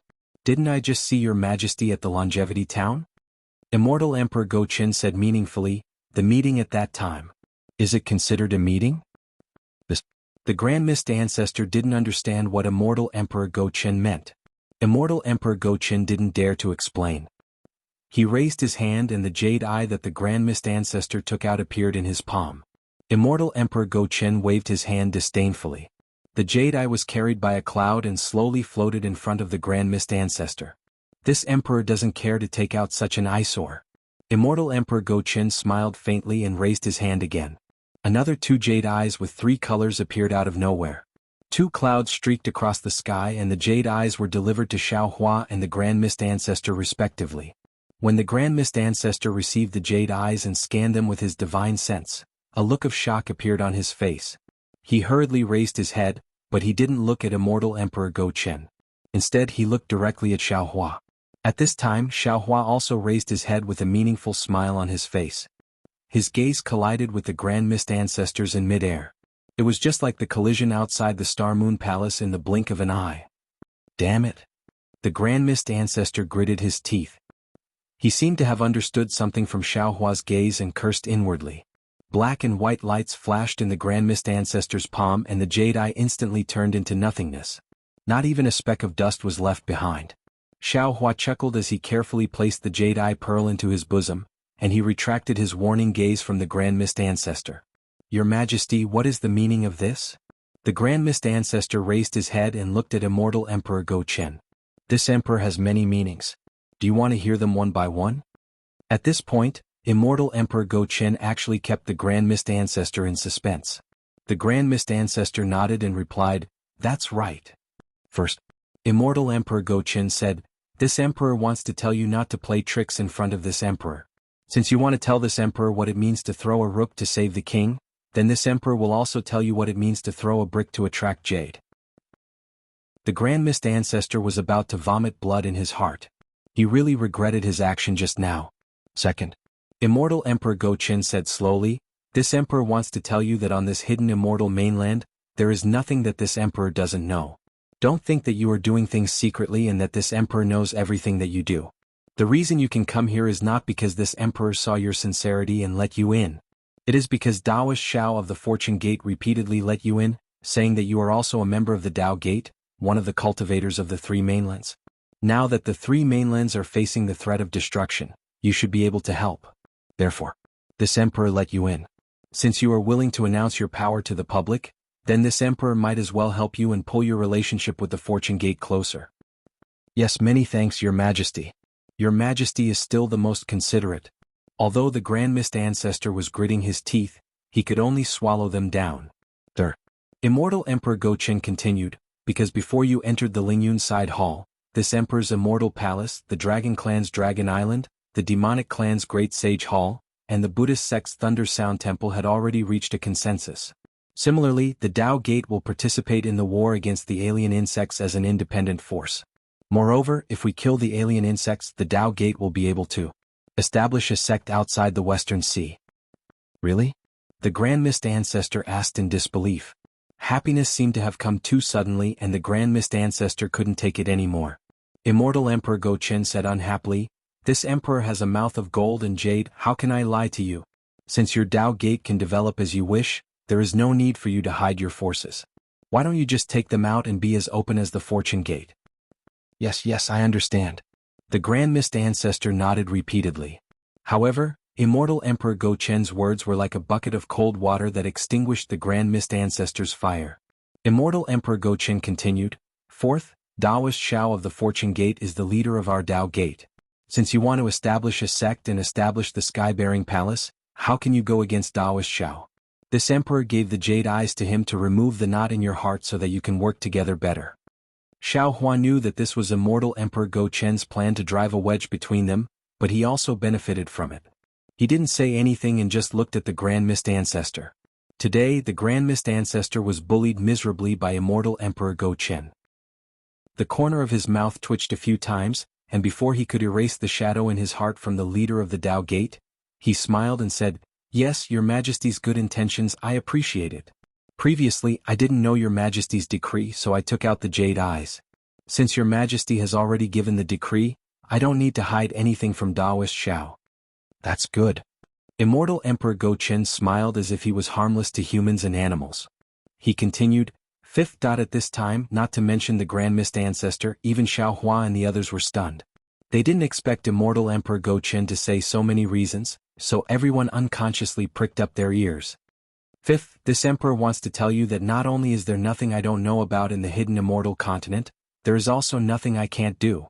Immortal Emperor Go Chen's tone suddenly turned cold as he said, "In the past, this emperor was able to capture you, and today this emperor will also capture you. Moreover, it's not that this emperor couldn't kill you that day. The reason why this emperor joined forces with the demon race and Buddhist sect to suppress you is not because your cultivation is too high and we can't kill you, but because... Immortal. Immortal. Immortal? Immortal Emperor Go Chen's words were like a stick, hitting the Grand Mist Ancestor silly. He looked at Immortal Emperor Go Chen with a puzzled expression and asked curiously. At this time, the Grand Mist Ancestor's imposing manner when he entered the Ling Yun side palace had been dispelled by Immortal Emperor Go Chen as if it was nothing. Yes, immortal. Immortal Emperor Go Chen said coldly, previously because there was an immortal, this emperor wouldn't easily make a move on you. Now that the immortal has left, if you have any evil intentions, don't blame this emperor for being impolite. Boom. If the previous words were like cold water splashing on the face, Immortal Emperor Go Chen's words were like a thunderbolt. In an instant, the Grand Mist Ancestor fell from the sky into the abyss.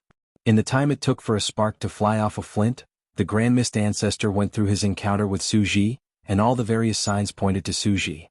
Was the immortal mentioned by Immortal Emperor Go Chen? Why didn't I think of it? The Grand Mist Ancestor muttered in a low voice and his face was ashen. Since he is an immortal, why can't he help our Tao sect? Why can't he? Can't he? The Grand Mist Ancestor said can't a few times until finally he raised his head angrily, looked at Xiaohua and shouted, Xiaohua, do you know about this? The Grand Mist Ancestor's eyes were filled with anger, but Xiaohua could clearly see the vicious resentment in that anger. Fairy Xingyu had clearly described the Grand Mist Ancestor's character, so how could Xiaohua not know that the Grand Mist Ancestor's anger was just an act? The viciousness behind that anger was his true intention. Why would I tell the truth to a person who has already lost his chance? Xiaohua replied lazily, since this person has already given up on his promise and thinks that he can hold up the sky with one hand, why would others still help him? While speaking, Xiaohua turned to look at Immortal Emperor Go Chen again. Since Fairy Xingyu understood the Grand Mist Ancestor's character, how could Immortal Emperor Go Chen not understand?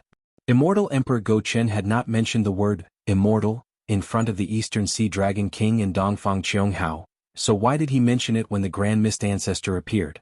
Obviously, Immortal Emperor Go Chen wanted to tell the Grand Mist Ancestor that the immortal was with Xiaohua before he left. It was very likely that the immortal had left many things for Xiaohua, and these things could have originally belonged to the Grand Mist Ancestor. If it was someone else, they might not have been fooled. However, although the Grand Mist Ancestor was already a cultivator of the 9th level of origin energy, his character would not change. He would not judge others by his own standards. He could only be the kind of person who would rather betray the world than let the world betray him. Therefore, if the Grand Mist Ancestor hated Xiaohua very much before, it was probably 100% now. Sure enough, the Grand Mist Ancestor closed his eyes slightly after hearing Xiaohua's words. Then he took a deep breath and bowed respectfully in one direction. Then he bowed deeply to Xiaohua and said, "Thank you, fellow Taoist Xiao, for accompanying him on his last journey." You're welcome, you're welcome. Xiaohua waved his sleeves and said indifferently, "This is what I should do."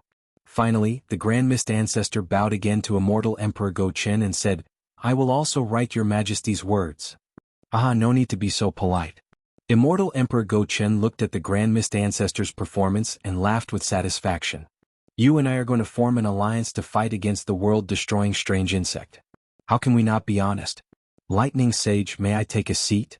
After losing his composure, the Grand Mist Ancestor regained his fierce and ruthless demeanor and asked the Lightning Sage calmly. What does it have to do with whether you want to sit or not? The Lightning Sage did not give the Grand Mist Ancestor any face. Many thanks, fellow Taoists. The Grand Mist Ancestor smiled faintly and landed on the Lightning Mountain peak. Layers of black and white light emerged from his body and intertwined to form a cloud that resembled a praying mat. The Grand Mist Ancestor sat down cross-legged on the praying mat. Xiaohua looked at the Grand Mist Ancestor's indifference and a trace of vigilance appeared in his heart. He said, "Now that the other branch of our Tao Gate has arrived at the Lingyun Side Hall, it's time to discuss how to fight against the world-destroying strange insect." Taoist Xiao. The Grand Mist Ancestor smiled and said, "When everyone was discussing, I wasn't around. How will our Tao Gate develop outside the Western Sea? How will we defend against the world-destroying strange insect outside the Western Sea?" Xiao Hua thought for a moment and summarized the previous discussion. In the end he said, as long as our Tao Gate can block the world-destroying strange insect outside the Western Sea and prevent it from harming the sea tribes and invading the Inner Sea, our Tao Gate will be able to develop freely outside the Western Sea. The Grand Mist Ancestor nodded slightly. Previously, this old man was afraid that the Immortal Palace would use our Tao Gate as a puppet. Now it seems that they are quite sincere. With your sky-bearing palace's little strength, I wouldn't even bother to use it even if you were in front of me. The Immortal Emperor snorted in disdain. The Maitreya Buddha on the Buddha lotus said, Namo Maitreya Buddha, since the Great Sage Hall, Dragon Island, Immortal Palace, Fortune Gate, Sky-bearing Palace, Thunder Temple, and my tiny exquisite temple have all come to an agreement, let's discuss the specific areas we will be defending.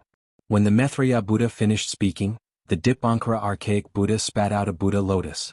The Buddha lotus flew into mid-air, and Buddha lights shone on it as it expanded, instantly transforming into a huge image of the Nirvana world. Then, the Dipankara archaic Buddha raised his hand and pointed. Thousands of radiances were born from his finger and landed on the edges of the Nirvana world. The Maitreya Buddha world-honored one did not hesitate. He also raised his hand. Swish! Countless flashes of Buddha dust appeared, and the magnificent scenes of the Buddhist countries appeared from within the flashes of Buddha dust. The flashes of Buddha dust were like dust. They drifted to the edge of a small part of the southern part of Nirvana and landed quietly. After the Buddha dust landed on the ground, the Buddha lights retracted, becoming indifferent. It was even gentler than the Dipankara archaic Buddha's Buddha lights. Sigh.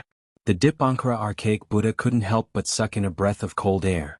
Shock appeared on his face and he pressed his palms together. Namo Amitba. Amitba Amitba.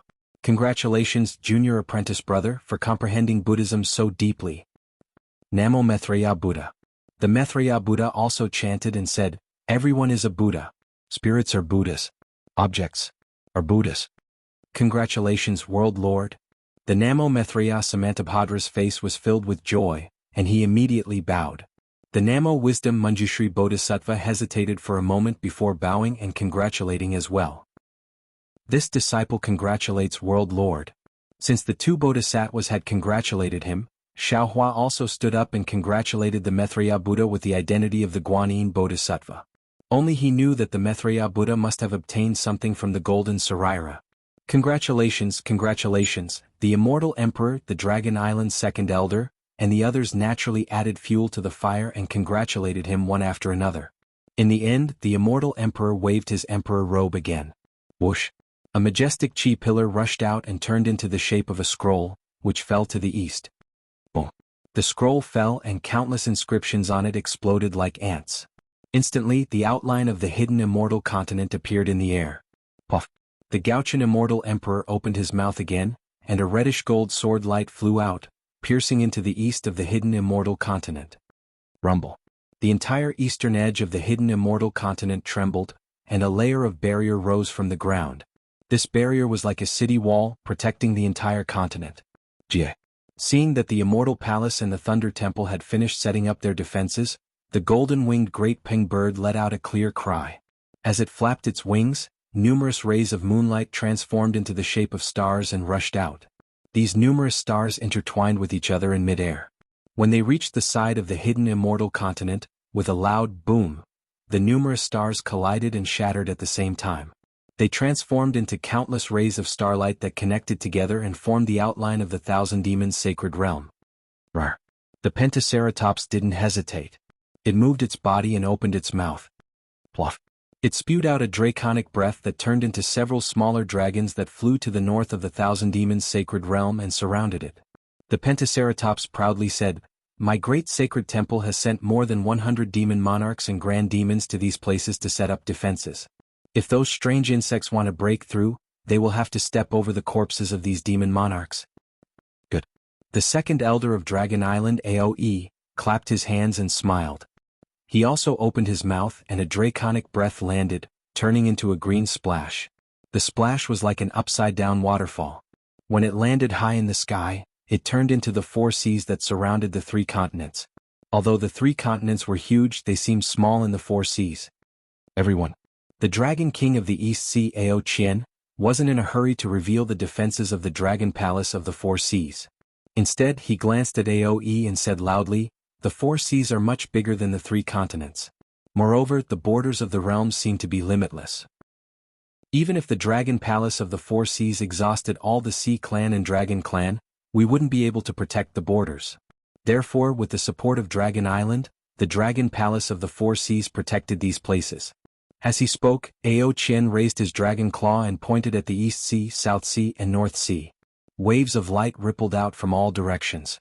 Indeed, the waves weren't shorter than the ones set up by the Buddhists, demons and Confucian cultivators. However, compared to the surface of the sea, it was much smaller. "I've discussed with the Dragon Palace of the Three Seas. Instead of setting up defenses so far away and stretching the battle line so far, why don't we shrink it a little?" Aoe raised his hand and pointed, causing those directions to shrink. Although it seemed to be stretched, the defenses of the various races of the three continents on both sides of the line of defense protruded to the front. Aoe said helplessly, "However, if we shrink it, everyone's line of defense will be in front of the Dragon Palace of the Three Seas. If strange insects attack us, we'll be attacked from the back." The Immortal Emperor Go-Chen pondered for a while and answered, "Why don't we retreat all the lines of defense and let the humans and demons in front of the lines of defense move to the back of the lines of defense?" Amitba. It's easy to set up defenses, but it's difficult to retreat. The Dipankara archaic Buddha's face became even more bitter. "Let's take a look at the West Sea first." Immortal Emperor Go-Chen looked at Xiaohua and the primordial chaos ancestor and said, "Then we'll discuss it again." "All right." Xiaohua nodded and asked Ao Qian, "How's the West Sea Dragon Palace's defenses? How many oceanic races and dragons do they have?" Ao Qian raised his hand and pointed, causing a similar wave to rise. However, this wave was pitifully short. Then Ao Qian gave a simple explanation of the West Sea Dragon Palace's defenses. Xiaohua pinched his chin and stared in the direction of the West Sea. He seemed to be deep in thought, as if he was thinking about how to set up the defenses. He also seemed to be looking at another place through the West Sea. The primordial chaos ancestor looked at Xiaohua and smiled.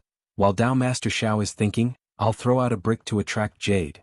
With that said, the primordial chaos ancestor raised his hand above the cloud below him. A ray of light turned into a flying sword and shot into the West Sea. Splash!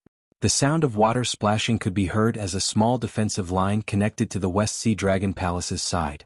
Looking at the defensive line that was much smaller than the West Sea Dragon Palace's, the primordial chaos ancestor spoke humbly, but there was a hint of pride in his tone as he said, "This old man's sky-bearing palace is lacking in manpower. I'm afraid this is all I can do. And it's already not bad." Immortal Emperor Go-Chen nodded and said, "You didn't hide anything this time. This old man doesn't dare to hide anything in the face of a great enemy." The primordial chaos ancestor laughed and said, "Now it's time to see the Fortune Gate's strength." Xiaohua still didn't make a move. He only frowned as he looked at the water surface. After half the time it takes to brew a cup of tea, Xiaohua raised his hand and pointed at the sky-bearing palace's side. Shwa! Waves that were several times larger than the sky-bearing palace's size appeared. The primordial chaos ancestor's expression changed slightly when he heard Xiaohua say, "The heavenly paradise river dragon tribe led by Jianghu is proficient in water. They don't have a lot of people, but they can cover a large area. We can let them set up their defenses here." Heavenly Paradise River Dragon Tribe? The primordial chaos ancestor's eyes turned rapidly as he looked at the waves in a daze. Then Xiaohua pointed at the water surface again. The primordial chaos ancestor secretly let out a sigh of relief, but Xiaohua said, "The dragon tribe led by Ao Zhan is more capable. They can set up their defenses here." Ao Zhan? Ao Zhan? The primordial chaos ancestor obviously didn't know who Ao Zhan was. However, when he saw Ao Qian nodding his head, he knew that Ao Zhan was also an unusual member of the dragon tribe. His expression turned even uglier. "As for my Fortune Gate's disciples." Xiaohua raised his hand and waved it. A ray of light shot out like a bolt of lightning and landed on the surface of the sea. A huge wave rose like the rising tide, covering the entire West Sea's edge. Xiaohua said proudly as everyone looked at each other, "They can set up their defenses here." The primordial chaos ancestor's face was ashen as the jealousy in his heart grew stronger. He could easily tell that the so-called Fortune Gate's disciples were not nurtured by Xiaohua alone. They must be Su Ji's painstaking efforts. And these disciples that could make the three mainland's forces tremble in fear should be his. Xiao Longsher. Aoi blurted out, Are you sure? Your fortune gate actually has such strength? Xiao Hua shrugged and smiled. This Xiao also didn't want to expose our strength, but my fortune gate is different from everyone else. We don't have any foundation in the three mainlands, so we can go all out without any backup. These troops are all of my fortune gate's disciples. Moreover, if my fortune gate doesn't put in effort, how can the West Sea's immortal mountains belong to my fortune gate? And that's true. Immortal Emperor Go Qin nodded cautiously. What Xiao Lei said is true. If I didn't worry about the immortal palace, I would have sent out my troops to set up the defenses. It would have been the same. Your Majesty is joking. Xiao Hua looked at Dongfang Qianghao and then at Immortal Emperor Go Qin. He smiled and said, whether it is the immortal palace or the four great families, any one of them would have more disciples than my fortune gate. Forget it, let's not talk about this. Ao Qian waved his hand and said, previously this old man didn't know that the fortune gate's disciples were so strong, so I limited the fortune gate's disciples to the West Sea.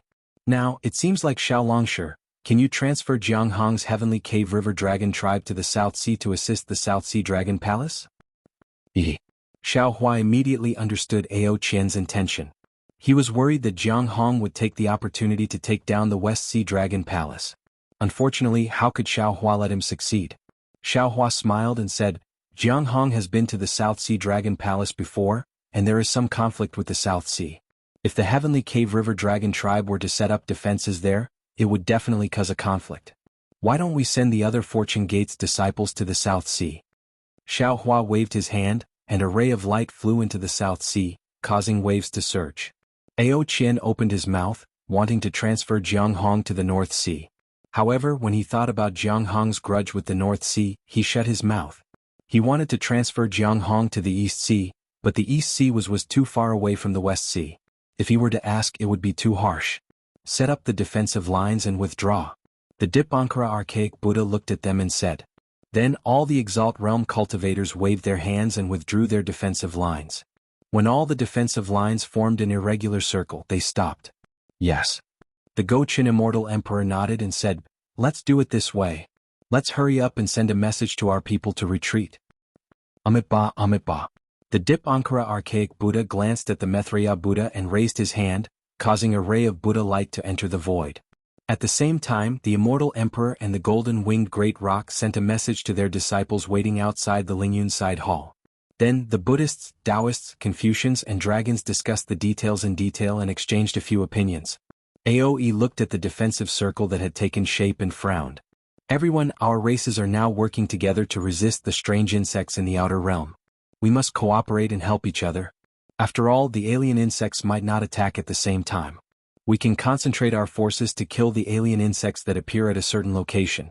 However, our four seas dragon palaces have ancient teleportation formations that are connected to each other, while the three continents don't have any teleportation formations.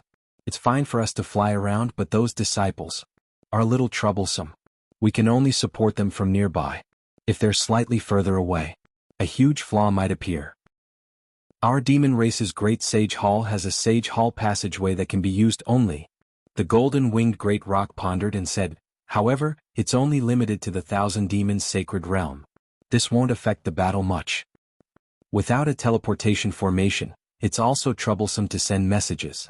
The Gochin Immortal Emperor frowned. Our Immortal Palace's Heavenly Secrets Hall has some tricks up its sleeve. However, it's only limited to the hidden Immortal Continent.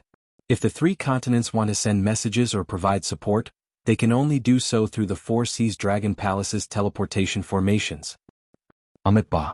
The Dipankara Archaic Buddha echoed, our Thunderclap Temple has the same problem.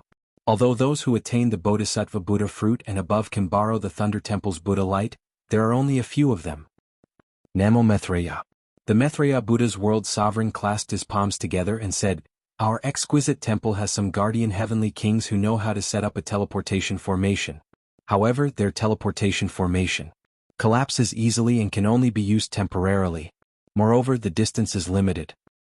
Although our Confucian cultivator's 10,000 miles sound transmission can't send us far, Dongfang Qianghao suggested, we can send more disciples to connect them. The problem of sending messages should be solved. While everyone in the demon race were discussing, Xiao Hua was discussing with the Thunderbolt Master in his mind. After a while, Xiaohua had an idea in his mind and said, "Everyone, our Fortune Gate's disciples can set up short-distance teleportation formations on the 3 continents for disciples. Moreover, our Fortune Gate also has teleportation formations that connect the hidden immortal continent, the pure land of bliss, and the Thousand Demons' sacred realm." As soon as Xiaohua's words came out, the entire place fell into a dead silence. Even a drop of water could be heard clearly. "What? You don't believe me?" The corners of Xiaohua's mouth curled up into a faint smile. "Sai, of course we believe you." Immortal Emperor Go-Qin sighed and said, "I've been waiting for you to say that." "Eh." Xiaohua laughed and said, "So everyone has already thought of that person." That person Xiaohua was referring to was naturally Su Ji and Fairy Xingyu. Of course. Aoe smiled and said, "If it wasn't for the teleportation formation that connected the 3 continents, how could Jai Xinglu send messages so quickly? Moreover, on this day of the Tao Gate's annihilation, if there's anyone who can set up a teleportation formation, it can only be that person." Xiaohua was secretly delighted and said with a smile, "Since everyone already understands, then I don't have to explain. To use the teleportation formation on the 3 continents, it costs 100 top-grade origin stones every time. Our Fortune Gate will help each continent build a teleportation formation, and the materials will be provided by you. Moreover, after it's completed, every time." "Master Xiaohua." Dongfang Qianghao smiled bitterly and said, "Master Xiaohua, have you fallen into a money grubber? The previous order was already too much and I didn't say anything. Now we're building a teleportation formation for the sake of all living beings. Does Master Xiaohua not have any mercy in his heart? Aren't you the Namo Great Compassionate Great Guanyin Bodhisattva? Alright, 1 top-grade origin stone every time. How about it?" Xiaohua replied with a smile, "We can't let our Fortune Gate disciples work for free, right? Of course not. This is a matter of merit and we can't ask for wages." The Dipankara Archaic Buddha also smiled. All the exalts present were happy because the construction of the teleportation formation had solved their biggest problem. However, the primordial chaos ancestor who was sitting cross-legged beside Xiaohua fell silent again. Needless to say, he resented Su Ji for giving these things that originally belonged to him to Xiaohua. Otherwise, he would be the one enjoying the benefits in the Lingyun side hall right now. After the discussion, Xiaohua was about to instruct the Thunderbolt Hermit to take the Kunlun Mirror and send the Fortune Gate disciples who were capable of setting up the teleportation formation on the Xinhua continent. However, just as he said that, Immortal Emperor Gaoqin smiled and said, "Master Xiaohua, there's no need to rush. The Lingyun side hall isn't within the Immortal Palace's territory. The time is the same as the hidden Immortal continent." Alright. Xiaohua thought for a while and knew that the Fortune Gate disciples could prepare the materials needed to set up the teleportation formation on the Xinhua continent. He nodded and took out a few jade eyes and passed them to Immortal Emperor Gaoqin, the golden-winged great rock, and the Dipankara Archaic Buddha. He said, "These are the materials needed to set up the teleportation formation. Please prepare the materials according to the distance and location of the teleportation formation. When my Fortune Gate disciples arrive, you can start setting up the formation." "Sure." The 3 exalts took the jade eyes and used their divine abilities to look at them. Then they passed them to the disciples waiting outside the Lingyun side hall and hurriedly sent them out. At this point, the Taoist Gate's foundation in the 3 continents was barely established. When a sect or sect wanted to integrate into the entire world, other than strength, it would be useful. Only when there was value in using each other would there be meaning in their existence. Although Xiaohua was powerful and the Fortune Gate's army was a force to be reckoned with in the 3 continents, the Immortal Palace, Thunder Temple, Great Sacred Hall, and Dragon Island all had their own forces. However, building a teleportation formation wasn't something that other sects could do. Only the Fortune Gate could do it. It wasn't hard to imagine that the Taoist Gate could only stay in the West Sea for now. However, after the teleportation formation was completed and the Taoist Gate killed the world-destroying monstrous worm, the 3 continents would have to rely on the teleportation formation. Whether it was the monster race or the human race, they would all think of the Fortune Gate. Of course, there was also the possibility of the Taoist Gate's Grand Ascension stage experts like Xiaohua, so the possibility of that happening was greatly reduced. Seeing how Xiaohua and the Fortune Gate were so highly regarded, the Grand Mist Ancestor became even more jealous. However, he still forced a smile on his face and said, "Thank you, Taoist Xiao. With the teleportation formation, our Taoist Gate can establish itself in the 3 continents." No, we should thank that senior. Xiao Hua also smiled and said, although he didn't directly let the Taoist gate take root in the 3 continents, he has already put in a lot of effort. This Xiao is merely standing on his shoulder. Yes, yes. The Grand Mist Ancestor nodded in agreement. Everyone. At this time, Immortal Emperor Gaochen raised his voice and said, today's discussion ends here. Everyone take a look and see if there is anything missing. If there isn't, I invite the Empress to hold a banquet at the Jade Lake. We won't rest until we are drunk. Since the discussion had reached this point, there was naturally nothing left out. The venerables shook their heads. Immortal Emperor Gaochen smiled and said, everyone please wait a moment. I invite the Empress to hold a banquet at the Jade Lake. Chapter 4673. As he spoke, Immortal Emperor Go Chen's imperial robe shook and a golden throne appeared below him. The moment the throne appeared, a powerful imperial aura gushed out from the top of the mountain. Dongfang Qianghao, who was standing next to Immortal Emperor Go Chen, was surprised. Immortal Emperor Go Chen glanced at Dongfang Qianghao and slapped the throne. A golden light turned into the shape of a dragon python and disappeared into the void. However, a moment later, there was a thunderous rumble and a giant golden bell appeared in the sky. The golden bell was covered in inscriptions, and strands of purple gas came out from the inscriptions. They were like tiny earthworms swimming in the golden light.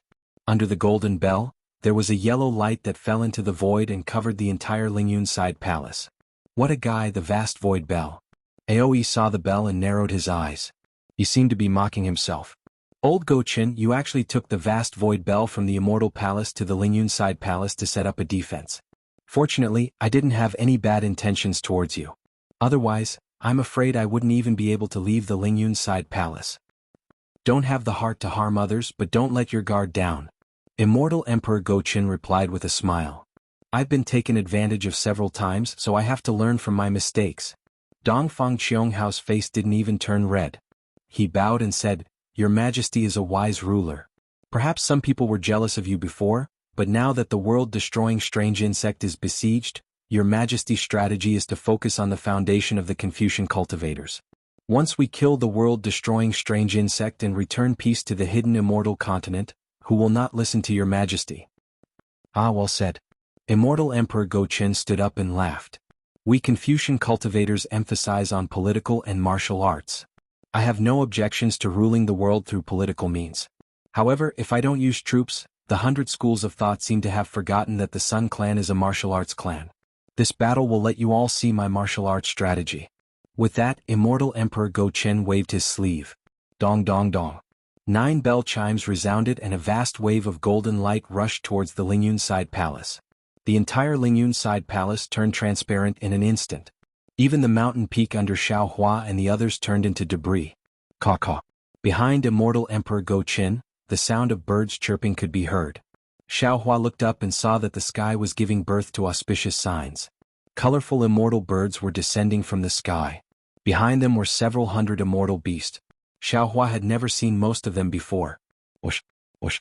High up in the sky, the cloud jade necklace and immortal birds and immortal beasts rushed out.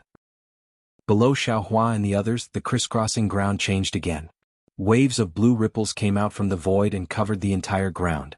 Immortal Emperor Go Chen patted his golden throne and smiled. Everyone follow me to the jade pool. Yes. Immortal Emperor Go Chen's figure followed the golden throne and rushed into the cloud jade necklace. The blue ripples created waves as the sound of bells came out from the clouds.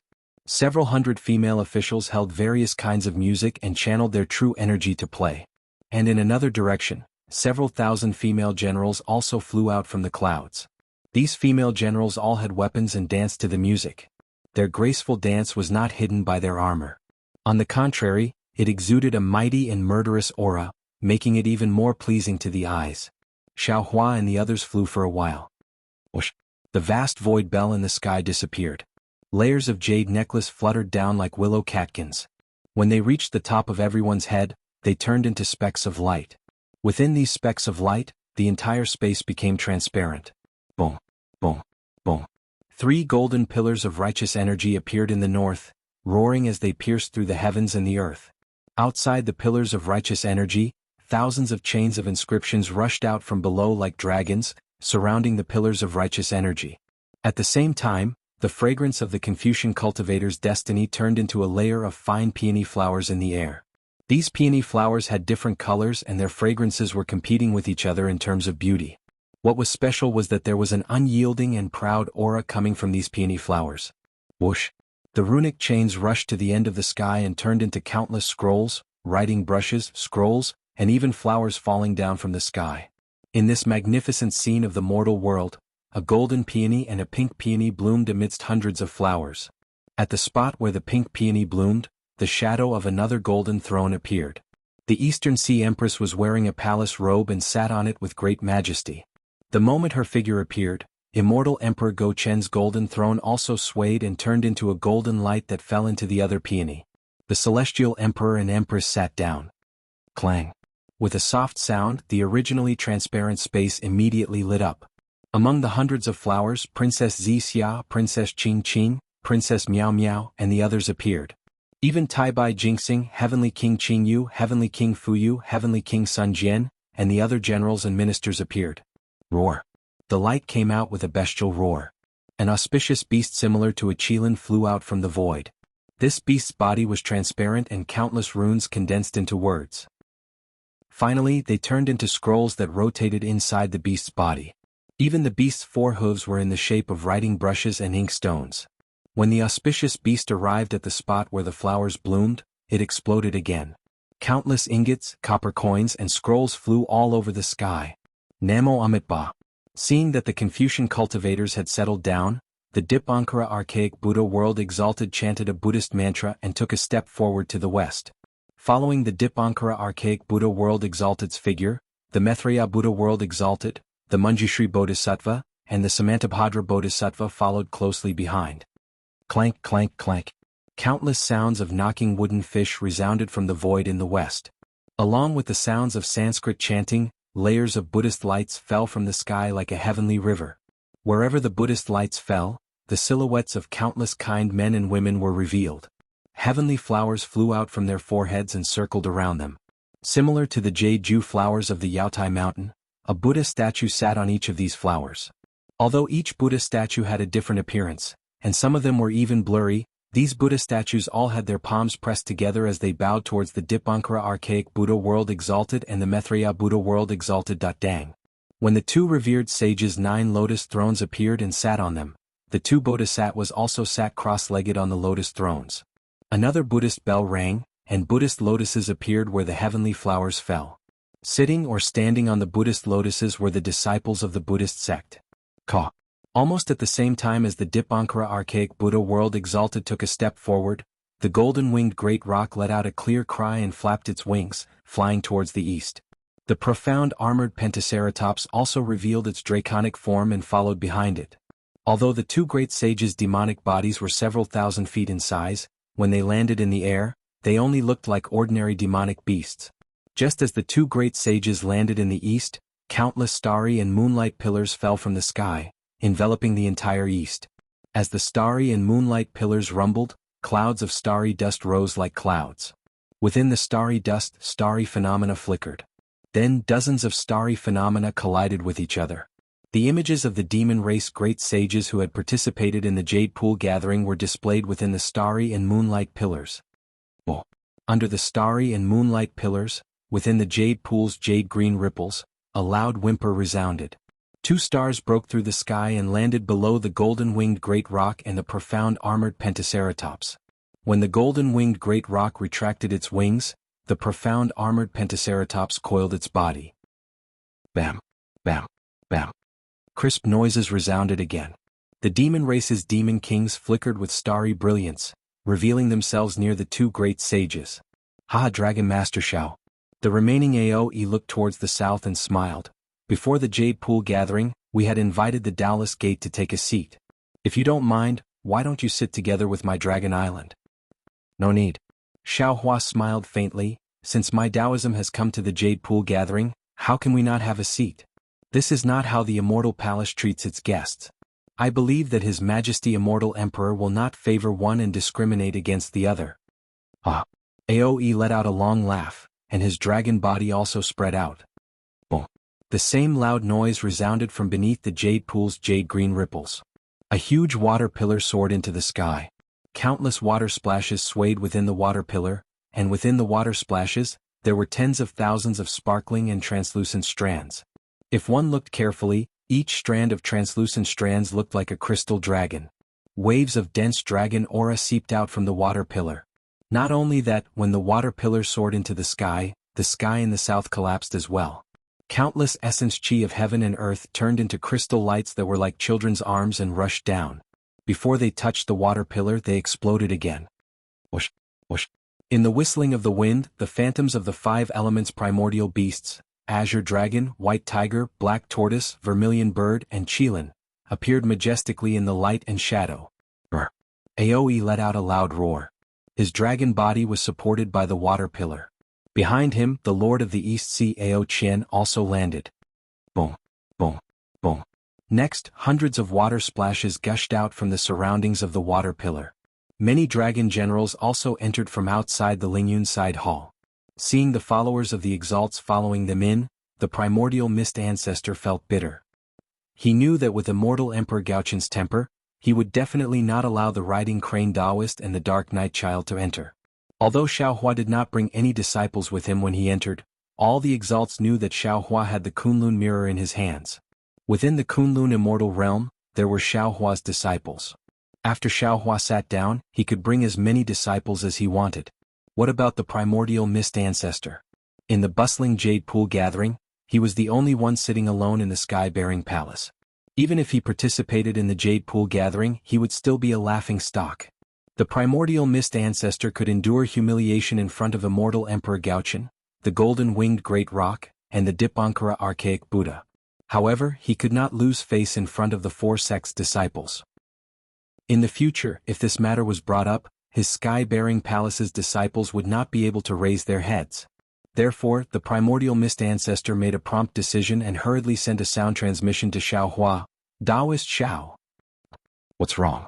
Xiaohua, who had always been oblivious to humiliation, replied in bewilderment. Seeing that we are all Taoism cultivators, could you not let your Fortune Gates disciples out? Although the primordial mist ancestor's tone was pleading, his heart was already filled with resentment towards Xiaohua. What? Xiaohua did not bring any Fortune Gates disciples with him. He did not think of letting a few unfamiliar Xinhua continent's disciples out. However, he still asked in confusion. However, he only asked a single question before he immediately understood. He rolled his eyes and said, "This Xiao understands now. However, when this Xiao brought my disciples here, I made it clear that I wanted them to experience the Kunlun immortal realm. I can't possibly extinguish my Fortune Gates disciples' desire just because of Taoist Zhao's words, right? And this one will compensate the Fortune Gates disciples." When the primordial mist ancestor saw Immortal Emperor Gaoqian looking in their direction, he hurriedly replied, "As long as Taoist Xiao agrees to this one's condition." Well said. Xiaohua stroked his chin as he pondered inwardly. He really did not understand why the primordial mist ancestor valued face so much. However, he also did not understand what kind of extortion the primordial mist ancestor would accept. After a while, Xiaohua sent a sound transmission to the primordial mist ancestor. "How about this? My Fortune Gate does not lack any origin stones, spiritual herbs, and other things. If you have any heavenly treasures, why don't you give them to this Xiao?" Heavenly treasures? The primordial mist ancestor almost fainted. He angrily said, "Taoist Xiao, this old man only has one request. Whether your disciples come to the Jade Lake gathering or not, what effect does it have on them? Why are you asking for so much from the start? A few heavenly treasures? Aren't you afraid of biting your tongue? Alright, forget about a few." Xiaohua smiled and said, "If you have wood, water, or water origin stones, why don't you take them out? This Xiao will agree to your request." The primordial mist ancestor's face flushed red. He turned his head and ignored Xiaohua. He looked at the rippling waves of the Jade Lake, as if there were female officials coming out of their baths. Alright. Xiaohua saw that there was no hope and he could only say, "This Xiao remembers that you have some lost refining techniques of my Tao Gate. Just take them out and let this Xiao see. This can be considered as spreading the glory of my Tao Gate's techniques." The primordial mist ancestor coldly snorted. He raised his hand and flicked out a jade eye from his sleeve, then lowered his head again. Xiaohua beamed with joy as he received the jade eye. He casually sent it to the Fortune Gate on Xinhua continent. The current Xinhua continent was flourishing, and there were many cultivators. Who knew how many Dao Gates experts would be born with this jade eye? Immortal Emperor Go Qin naturally didn't know that Xiaohua had gained a small advantage. Seeing that the primordial mist ancestor was no longer speaking, he raised his voice and said, "Lightning Master Xiao, you are my immortal palace's lightning master. If you don't mind, you can also sit in my immortal palace." "Many thanks for your kindness, your majesty." Xiaohua replied, "This Xiao is also the Guanyin Bodhisattva of the Buddhism sect. How about this Xiao go to the Buddhism sect? If Guanyin Bodhisattva comes, this seat will welcome you." The Dipankara archaic Buddha said with a smile. However, this smile contained a hint of bitterness. After all, the 99 feet golden body of the first Guanyin Bodhisattva of the Buddhism sect in the hidden immortal continent was actually a Taoism Mahayana. Oh. Right at this moment, the golden-winged great rock's voice resounded like thunder.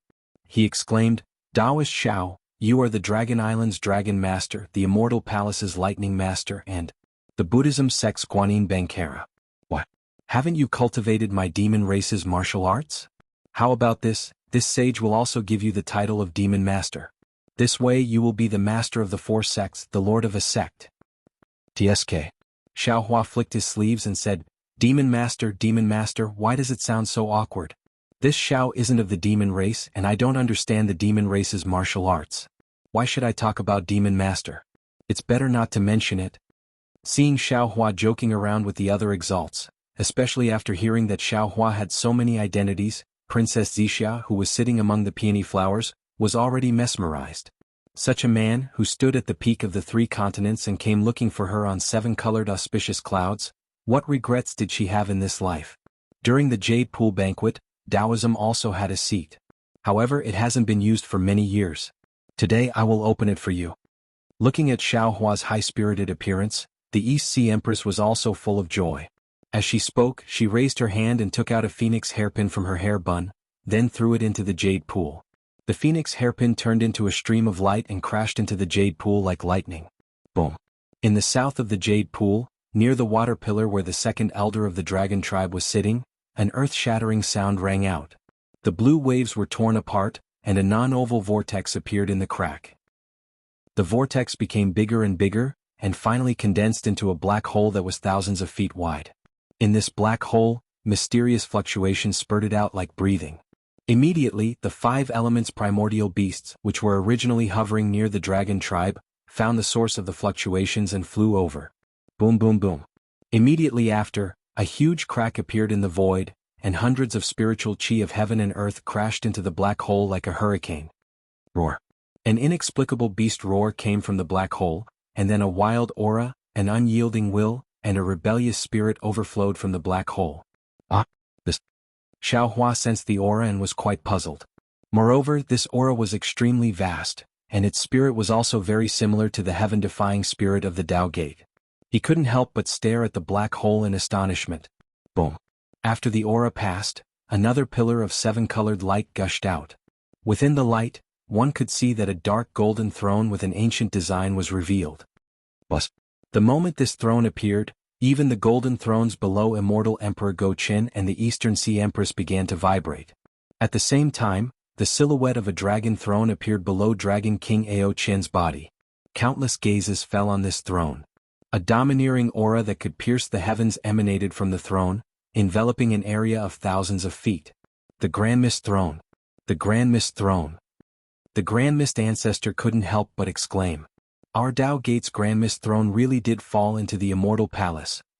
Xiaohua glanced at the Grand Mist Ancestor from the corner of his eyes. Seeing the realization on his face, he finally understood where the Grand Mist Ancestor's Tao name came from. Fuck, this Grand Mist Ancestor really has lofty ambitions.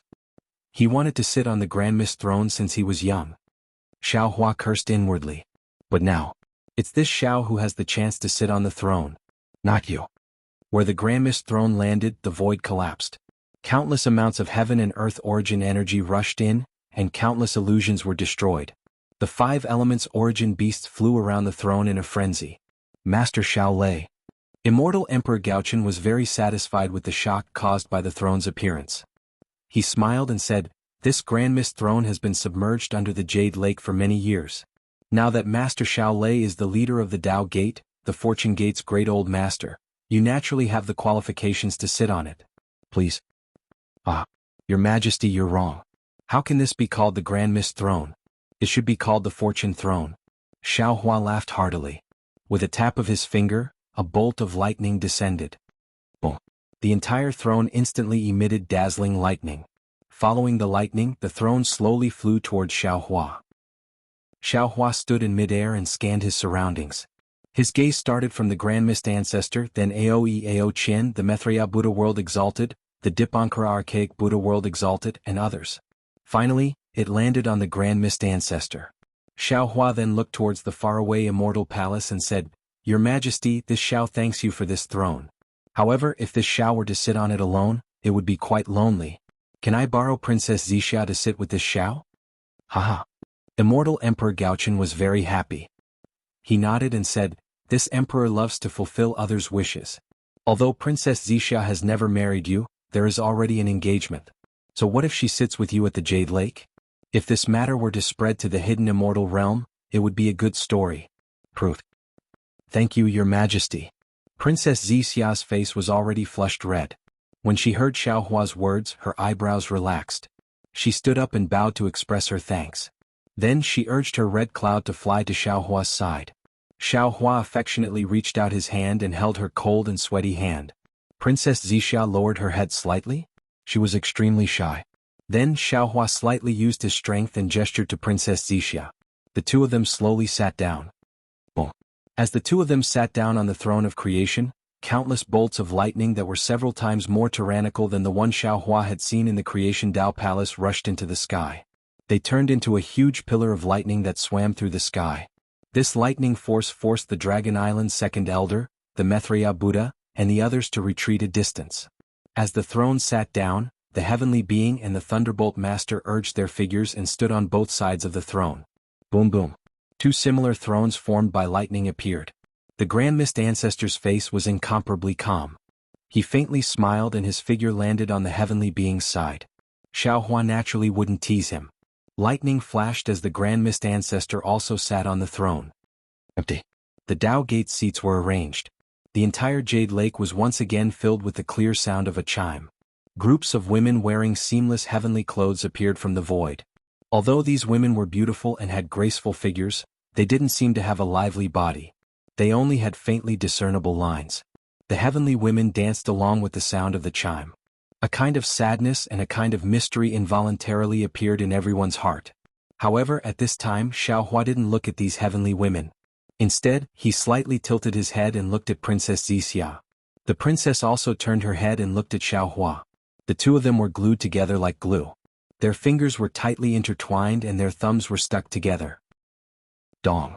After a while, another chime sounded. The heavenly women finished their dance and disappeared into the void. Waves of blue waves rolled out as maids from the Immortal Palace flew out from the Jade Lake with fine wines and delicacies in their hands. At the same time, a golden table appeared in front of Xiao Hua's group. After the banquet was served, before Immortal Emperor Gaochen could raise his cup, the Eastern Sea Lord Ao Qian smiled and said, Your Majesty is a bit stingy. The most famous dish of the Jade Lake gathering is the Immortal Peach. This item is left behind by the Heavenly Court.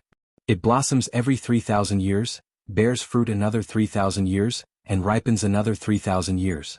Ordinary people who eat it will become lighter and become immortals. Human cultivators who eat it will ascend and become immortal.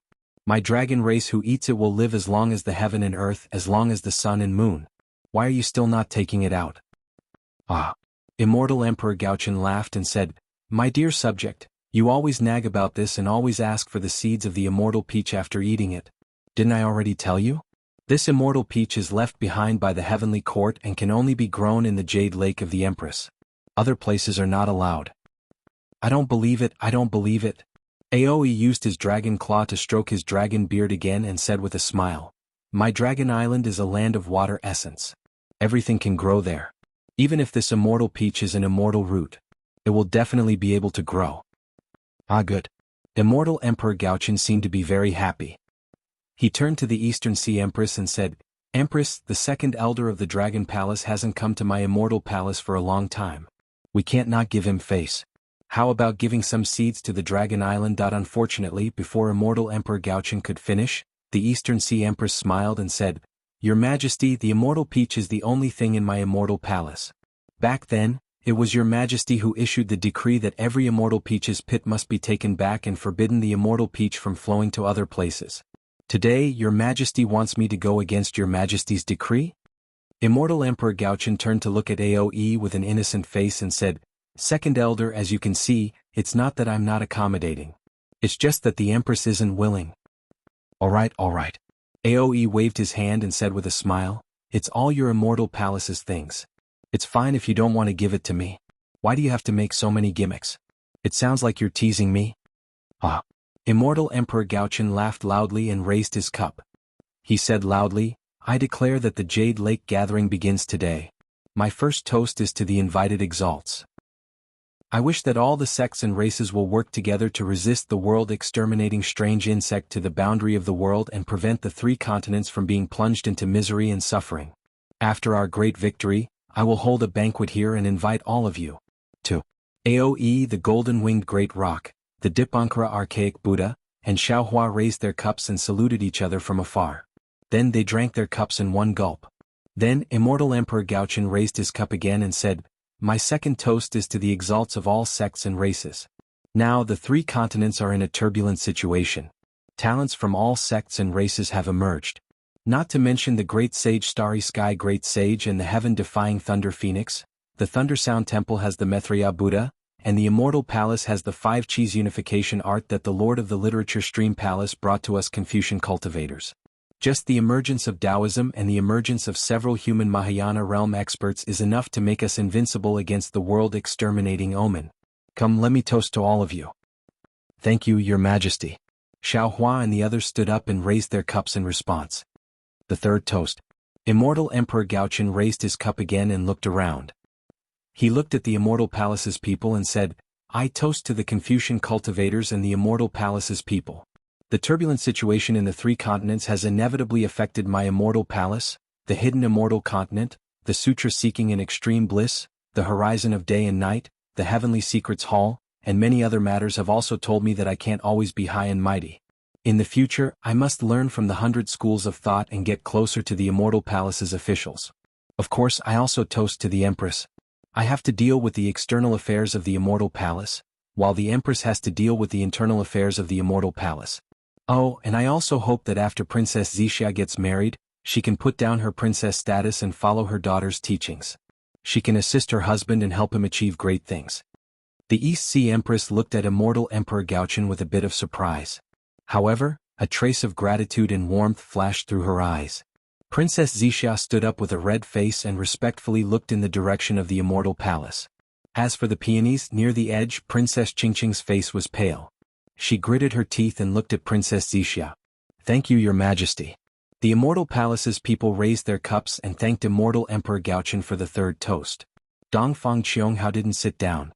Instead, he raised his cup and said respectfully, Since Your Majesty mentioned Horizon of Day and Night, this old official will not sit down. Here, this old official will represent the 4 great clans to give Your Majesty a toast. In the past, we were a bit suspicious and were a bit estranged.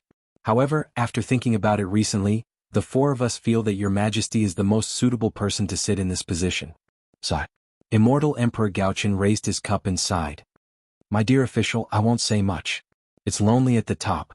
As long as you can comprehend this sentence, you will also understand my difficulties. Come, let's drink this cup. This cup of wine will let bygones be bygones. Dongfang Qianghao said proudly. Indeed. Immortal Emperor Gaochen nodded and raised his cup. Xiaohua sat on the throne of creation in the distance. He was still holding Princess Xixia's hand. He coldly looked at Immortal Emperor Gaochen and Dongfang Qianghao. He knew that no one at the Jade Lake Conference would believe what they said. The Immortal Palace and the 4 great clans had a long history of grievances. If it wasn't for the rise of the Tao Gate and the apocalypse, they would be like fire and water now. How could this be resolved with a cup of wine? Perhaps taking Xixia with me and roaming the shores of the West Sea will be the most wonderful thing in the future. Xiaohua thought to himself. He unconsciously turned his head and saw that Princess Xixia's face was still red. She raised her head and saw Xiaohua's gaze. Both their eyes were filled with satisfaction. When Dongfang Qianghao was about to sit down, Immortal Emperor Gaochen smiled and said, "My dear official Dongfang, I remember that you have already made a request. For the prince. Not good." Before Immortal Emperor Gaochen finished speaking, the East Sea Empress' heart thumped. She knew what Immortal Emperor Gaochen was about to say. She quickly stood up and smiled.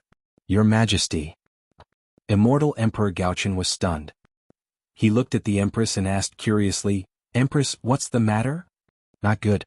Princess Zixia saw this and her body stiffened. She knew what the East Sea Empress wanted to do. She quickly sent a message to Xiaohua in a low voice.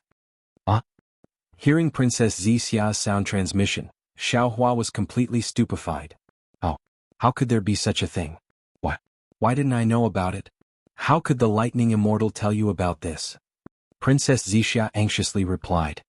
"Mother will definitely propose in person." Princess Zixia was right.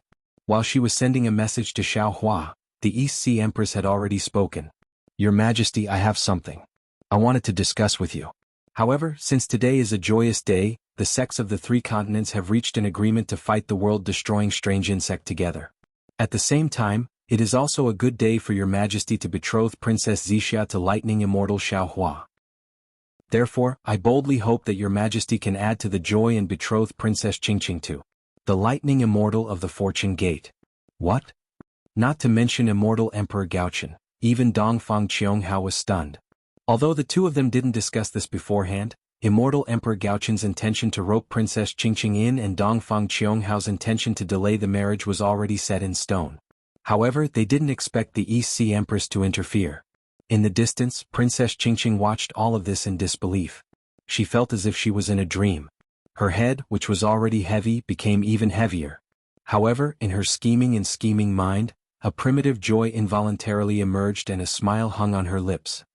"Congratulations, sister." Princess Miao Miao whispered enviously to the side. Princess Qingqing was so happy that she forgot to reply. However, the moment Princess Miao Miao finished her words, Immortal Emperor Go Chen understood the Empress' intentions. He quickly calculated the implications and laughed. "Wonderful, wonderful, the Empress and I are indeed of the same mind. I was just about to bring up Miao Miao's matter and the Empress immediately thought of Qing Qing. Princess Miao Miao's face instantly paled after hearing this. An indescribable sorrow appeared in her eyes. Old fox. Dongfang Qianghao cursed. He knew that Dongfang Huayan had a special liking for Princess Qingqing among the princesses of Immortal Emperor Gaochen. He also mentioned Princess Qingqing, not the cowardly Princess Miao Miao. However, to the Dongfang clan, Princess Qingqing and Princess Miao Miao didn't matter as long as she was a princess of the Immortal Palace. Therefore Dongfang Qianghao also stood up with a smile. He was about to express his gratitude when a thunderous voice came from the side of the throne of creation. "What the hell is a betrothal? Old man Gaochen, old woman Dongfang, why do you need to worry about my matters? You're annoying me for no reason." Immortal Emperor Gaochen's expression greatly changed as he snorted. How could he tolerate the Thunderbolt Immortal's rudeness to his face? However, as soon as Immortal Emperor Go Chen snorted, the Thunderbolt Immortal rolled his eyes and stood up. He smiled and said, "Your Majesty, your wine is truly rare in this world. After drinking a few cups, I couldn't help but lose my composure. I was drunk just now. Your Majesty, please forgive I for being a country bumpkin." Don't blame me, don't blame me." Immortal Emperor Gaochen hurriedly stopped while he was ahead. He smiled and said, "The wine at the Jade Lake gathering is something that the hidden immortal continent doesn't have. It's normal for you to be a little tipsy." Normally, Immortal Emperor Gaochen would mention Princess Qingqing after saying this. However, seeing that the Thunderbolt Immortal was angry, he couldn't bring it up anymore. He quietly waited for the Thunderbolt Immortal to explain so that he could resolve the awkwardness. Sure enough, the Thunderbolt Immortal said politely, "The Book of Songs is abundant, Guanguanju Jiao in the river continent. A gentle and graceful lady is a gentleman's dream. This humble Taoist has only met Princess Qingqing once, and it was during a battle. This humble Taoist doesn't think that I have a good relationship with Princess Qingqing, and this humble Taoist doesn't think that I can have a good future with Princess Qingqing. Therefore, I ask your Majesty and Empress to reconsider. Also, I am now engrossed in cultivation and have reached a critical moment. I have long lost interest in worldly affairs." Of course, the East Sea Empress couldn't tell the truth about Princess Qingqing. Immortal Emperor Gaochen thought that the Empress wanted to use Princess Qingqing to split the Fortune Gate. Seeing that the Thunderbolt Immortal rejected her, he pondered for a moment and nodded. Forget it. If that's the case. That the moment Immortal Emperor Gaochen spoke, the East Sea Empress immediately understood the outcome. She sighed inwardly.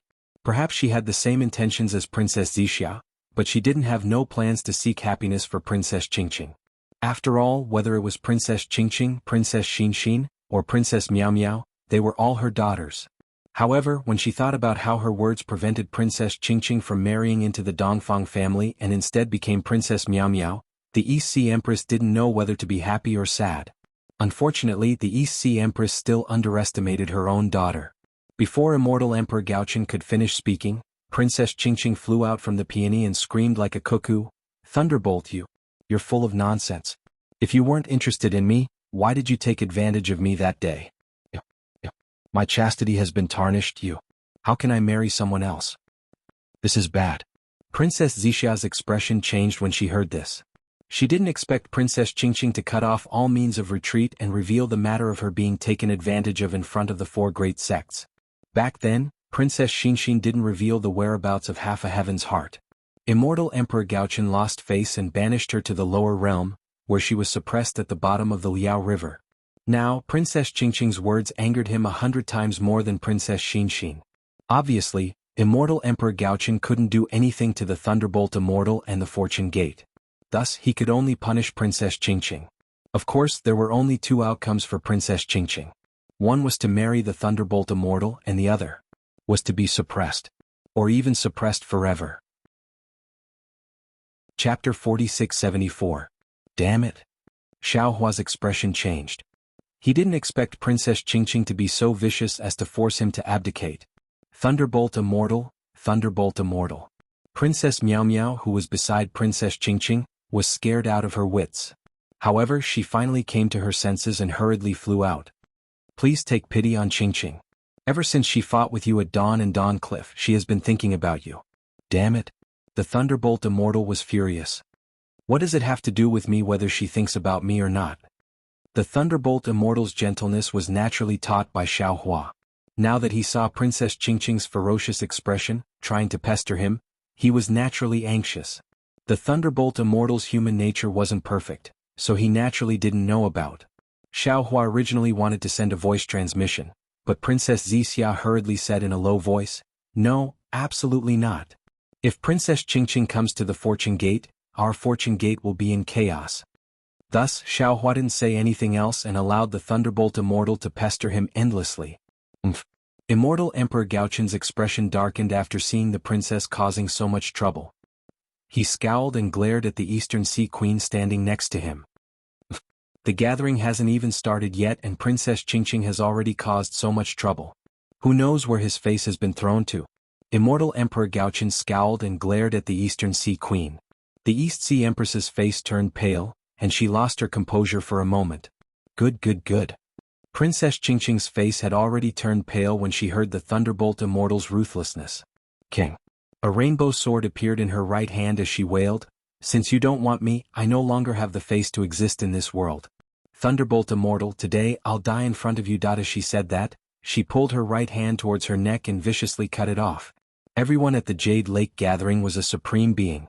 Stopping Princess Qingqing from committing suicide was as easy as flipping a hand. However, Xiao Hua's divine sense suddenly stopped. Princess Zixia was right next to him. Princess Qingqing had always been Princess Zixia's greatest enemy. How could he attack her without Princess Zixia's permission? In particular, during the Jade Lake Conference, Immortal Emperor Go Qin and the Eastern Sea Empress were the closest to Princess Qingqing. If the two of them didn't make a move, how could Xiao Hua make a move? As for Princess Zixia, she sneered in her heart when she saw Princess Qingqing's reaction. She was very clear about Princess Qingqing's tricks. She knew that Princess Qingqing was relying on the fact that no one would let her die for no reason at the Jade Pool gathering. That was why she threatened the Thunderbolt Immortal with her death. If it was another occasion, Princess Qingqing would definitely use another method. Since Princess Zixia and Xiao Hua had such thoughts, the Dipankara Archaic Buddha, the Maitreya Buddha, the Golden-Winged Great Rock, the Profound Armored Pentaceratops, Aoe Ao Qian, and even Dongfang Qianghao had such thoughts. As for the Eastern Sea Empress, she merely raised her hand and stopped. Although she felt sorry for Princess Qingqing, her thoughts were similar to Princess Zixia's. She also understood that the punishment Princess Qingqing was about to face might not be any better than death. If she tried to save her, Immortal Emperor Go Chen would definitely be furious. She might as well let Immortal Emperor Go Chen do it. This way, Princess Qingqing would receive less punishment. Princess Miao Miao's thoughts were similar to the Eastern Sea Empress.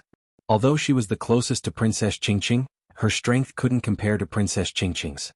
Therefore, she anxiously looked at Immortal Emperor Go Chen with pleading eyes.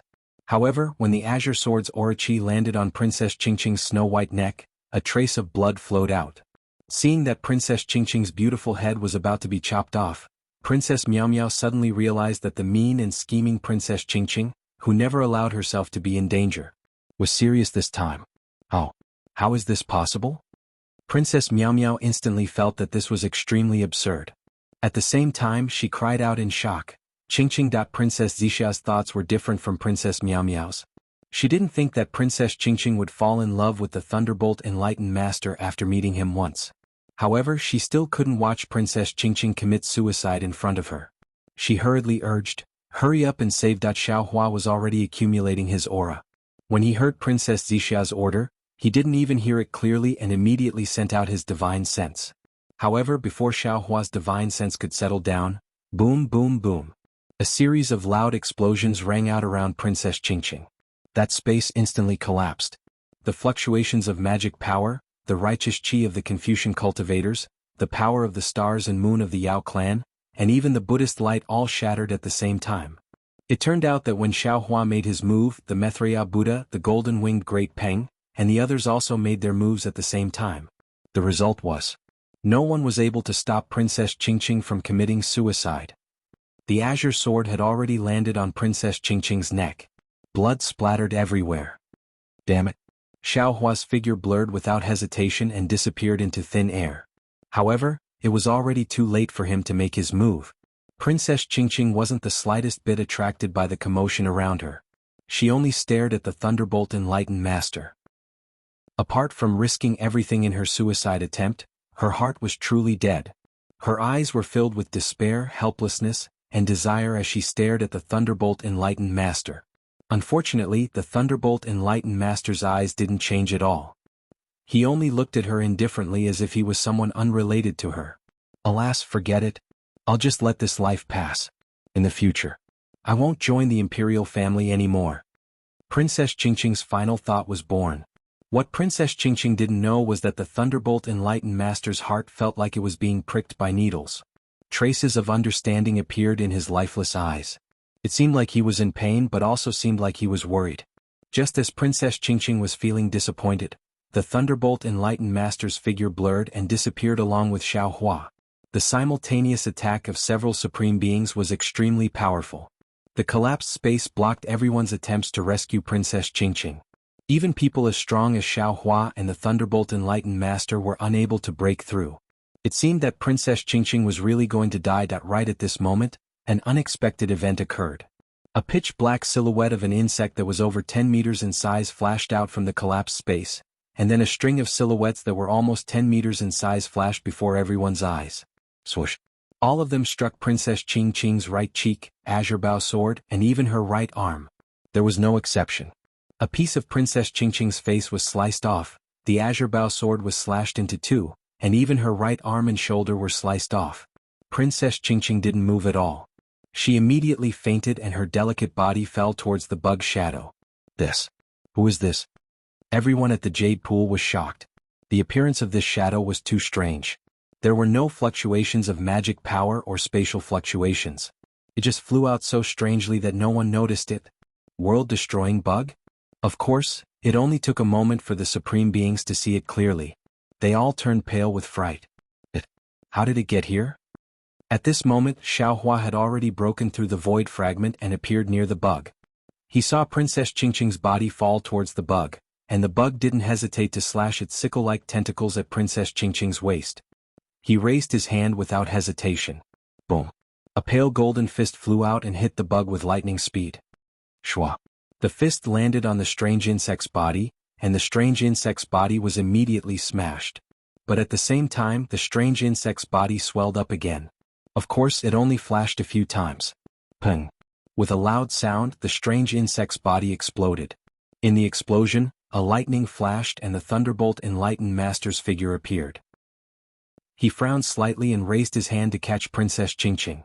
Looking at the blood gushing out of Princess Qingqing's missing right arm and the pain between her brows, the Thunderbolt Enlightened Master had an indescribable feeling.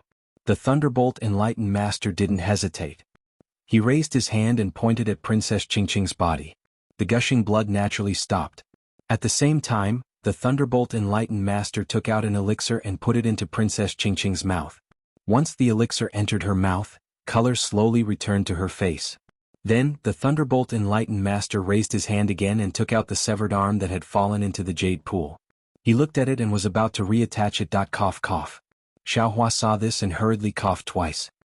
He reminded, fellow Thunderbolt Enlightened Master, men and women shouldn't touch each other. Earlier, you were a little rude. Today we'll save Princess Qingqing. As for the treatment, let the Immortal Palace handle it. Okay.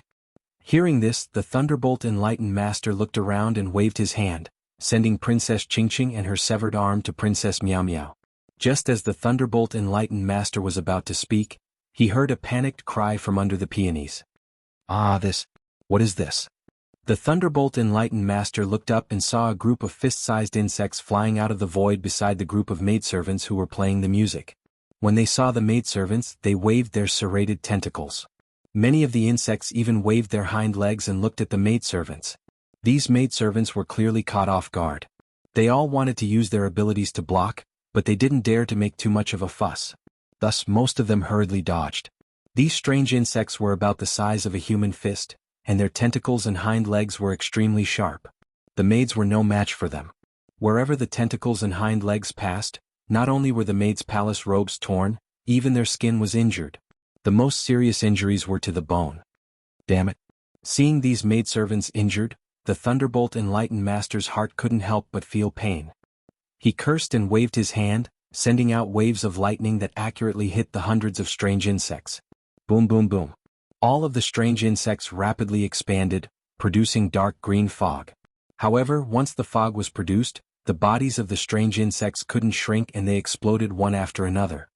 Fellow Taoist. The Thunderbolt Enlightened Master retracted his gaze from the chaotic maidservants and looked at Princess Qingqing, who was taken away by Princess Miao Miao. He asked in his heart, Is this love? Xiaohua's heart was filled with mixed feelings. He naturally hoped that the Thunderbolt Enlightened Master would have humanity and become an independent person. However, he didn't want the Thunderbolt Enlightened Master's love to fall on a woman like Princess Qingqing. Seeing Princess Qingqing, Xiaohua couldn't help but think of Chen Yi from Dawn Rain Continent. He knew that Princess Qingqing's love for the Thunderbolt Enlightened Master was just a type of use. Love is very complicated. Xiaohua naturally couldn't explain this most complicated emotion of the human race. He could only say half-heartedly, you still need to experience it yourself. However, I feel that it's better for you to leave. It was a pity that he had only said half a sentence in his heart. Buzz. Waves of tsunami-like sounds resounded from the surroundings of the Jade Lake. A kind of fluctuation that Xiaohua was familiar with came from the source of this sound, and it surged towards him from all directions. This fluctuation attacked the Naiwan Palace. Just as it appeared, many maidservants had already fallen. Xiaohua's divine sense swept over and he couldn't help but be shocked. He saw that the entire space was filled with strange insects of different sizes. Among these strange insects, the small ones were as small as ink dots while the large ones were more than 10 feet long. All of them flapped their wings and pounced towards the Jade Lake. Their targets were either human or demon cultivators or Buddhist light, lightning or the power of the stars and moon. Damn it. Xiaohua didn't have time to explain to the Thunderbolt Enlightened Master what love was. He cursed in his heart and his figure flashed, landing on the throne of creation. Looking at the countless strange insects wreaking havoc in the space, Xiaohua narrowed his eyes and pondered in his heart, it seems like this Xiao's guess was correct. The black dots that I saw in the eye of the Western Sea that year were these strange insects. If that's the case, these strange insects didn't attack from the borders of the 3 continents, but from the spatial meridians of the 3 continents. In other words, the defensive line that we discussed before was completely meaningless. Since these strange insects could attack the space where the Lingyun Side Palace is located, they can naturally attack any place in the 3 continents and 4 seas. Now we have to face many defenses. It's time to fight to the death. Immortal Emperor Gaochen was originally angered by Princess Qing Qing to the point of one Buddha coming into being and two Buddhas going through nirvana. When Princess Qing Qing committed suicide, he who was the most qualified and most likely to help, instead coldly watched and didn't do anything. This was because in his eyes, Princess Qing Qing truly acted on her own and reaped what she sowed. Not only did she lose face, but the reputation of the Immortal Palace was also smeared. Princess Qing Qing's suicide was her best choice. However, when he saw the appearance of the strange insects and the changes that occurred, Immortal Emperor Gaochen coldly snorted and thought that he was lucky. After all, these strange insects were an excellent excuse, especially when Xiao Hua and the Thunderbolt Immortal made a move. It was also a good way out. However, before Immortal Emperor Gaochen could say anything, even more strange insects attacked, not giving him a chance to speak. Seeing the panicked maids, Immortal Emperor Gaochen was somewhat angry. He slapped the phantom of the golden throne below him. Boom, boom, boom.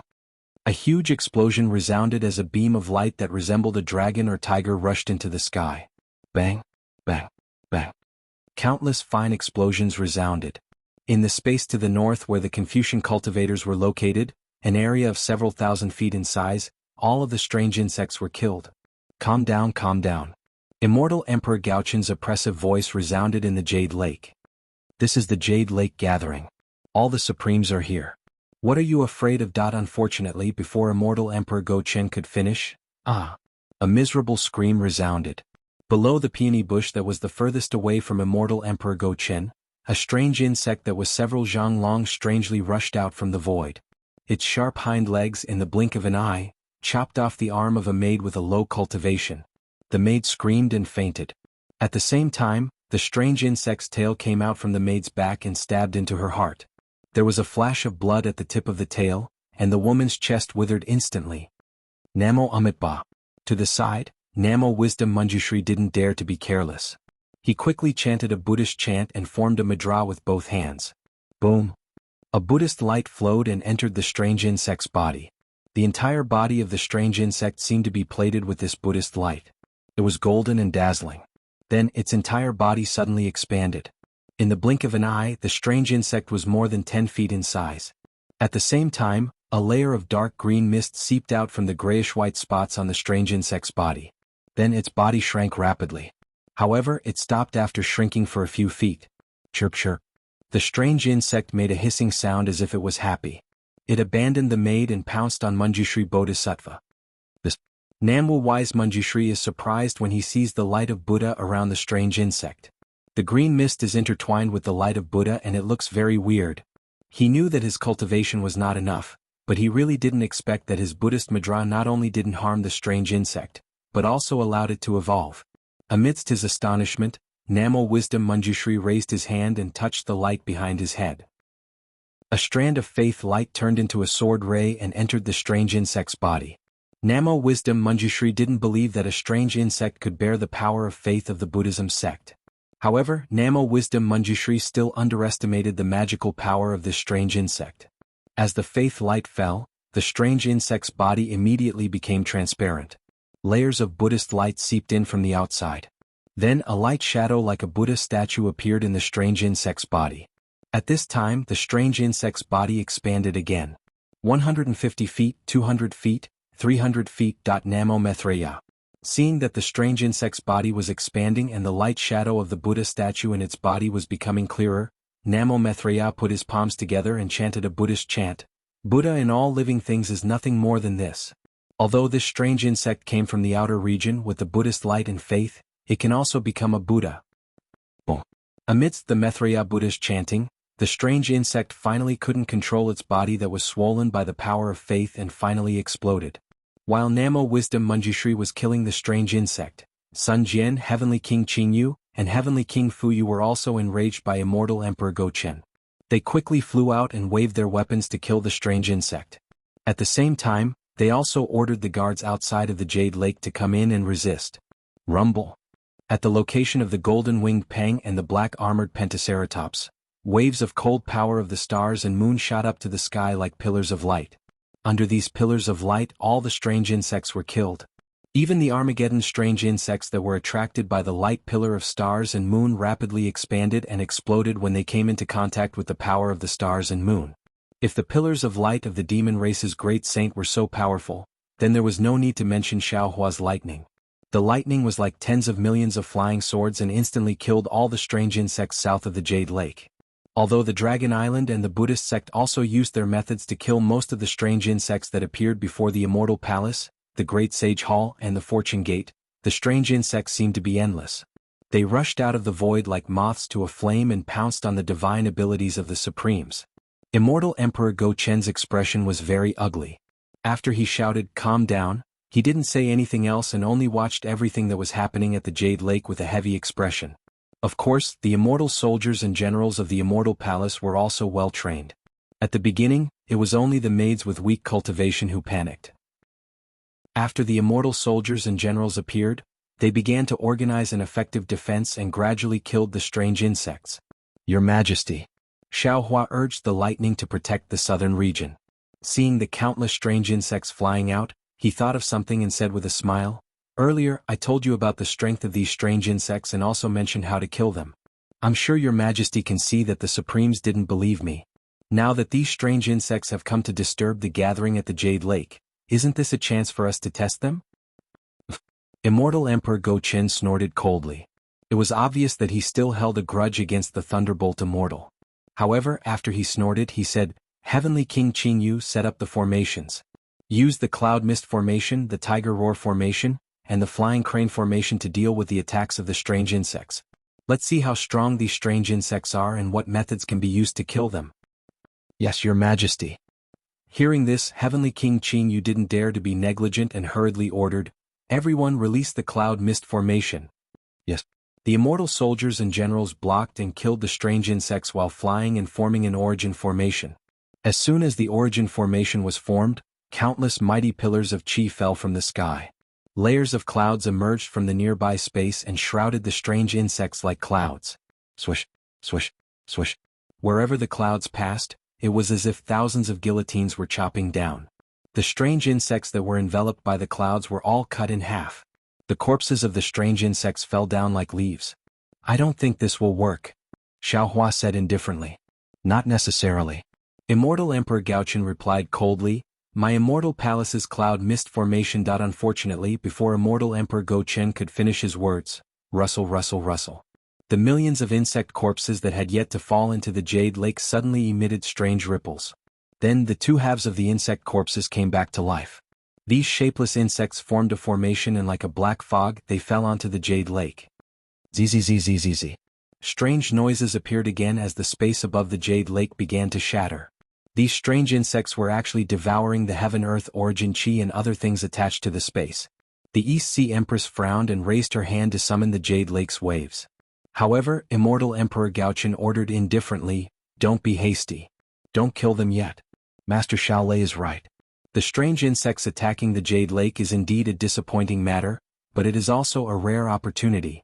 Everyone here is the Supremes of the various sects, so there is no suspense about the outcome of this battle. Let's see. What kind of ability these strange insects have to destroy the world?" "Yes, your Majesty." The East Sea Empress nodded and stared at the strange insects above the Jade Lake. The insects were densely packed and most of them were only a few inches in size. However, as Immortal Emperor Gaochen spoke, these strange insects had already devoured the space. Waves of strange ripples came from other parts of the space as the Heaven-Earth origin chi automatically repaired the spatial cracks. Strands of grayish-black light appeared above the Jade Lake's waves. When the light appeared, some of the strange insects were sucked into the light and disappeared. However, even more of them flapped their wings and pounced on the Jade Lake's waves. Chirp, chirp, chirp. Like silkworms devouring mulberry leaves, the Jade Lake's waves dropped by half a foot. Chirp, chirp. When the strange insects recovered, they screeched and rushed into the sky again. They either pounced on the immortal soldiers and immortal generals or the pearls formed by the Heaven-Earth origin chi. None of them were quiet. Heavenly King Fuyu's expression slightly changed when he saw the strange insects rampaging again. He looked at Heavenly King Qingyu and waved his hand, ordering, "Brothers, set up the Tiger Roar formation." Yes. The immortal soldiers and immortal generals received the order and moved their bodies to change the formation again. A moment later, A tricolored origin formation appeared above the Jade Lake. A roar came from the origin formation as a shadow that was several thousand feet tall flew out with the roar. This shadow looked like a tiger but was not one. It had a pair of wings on its back. The moment this shadow appeared, thousands of vast chi pillars fell from the sky. Then, the shadow gradually solidified and pounced on the strange insects that were like black clouds. Wherever this tiger shadow passed, the space was also torn apart. All the auras were disturbed as a chilling aura shrouded the nearby area. Unfortunately, the strange insects that were shrouded were not afraid of death. As soon as the tiger-shaped shadow solidified, they began to fly toward the shadow. Even the strange insects that were not shrouded were attracted by the aura of the Great Spirit Pillar. They spread their wings and flew out. Buff, buff, buff.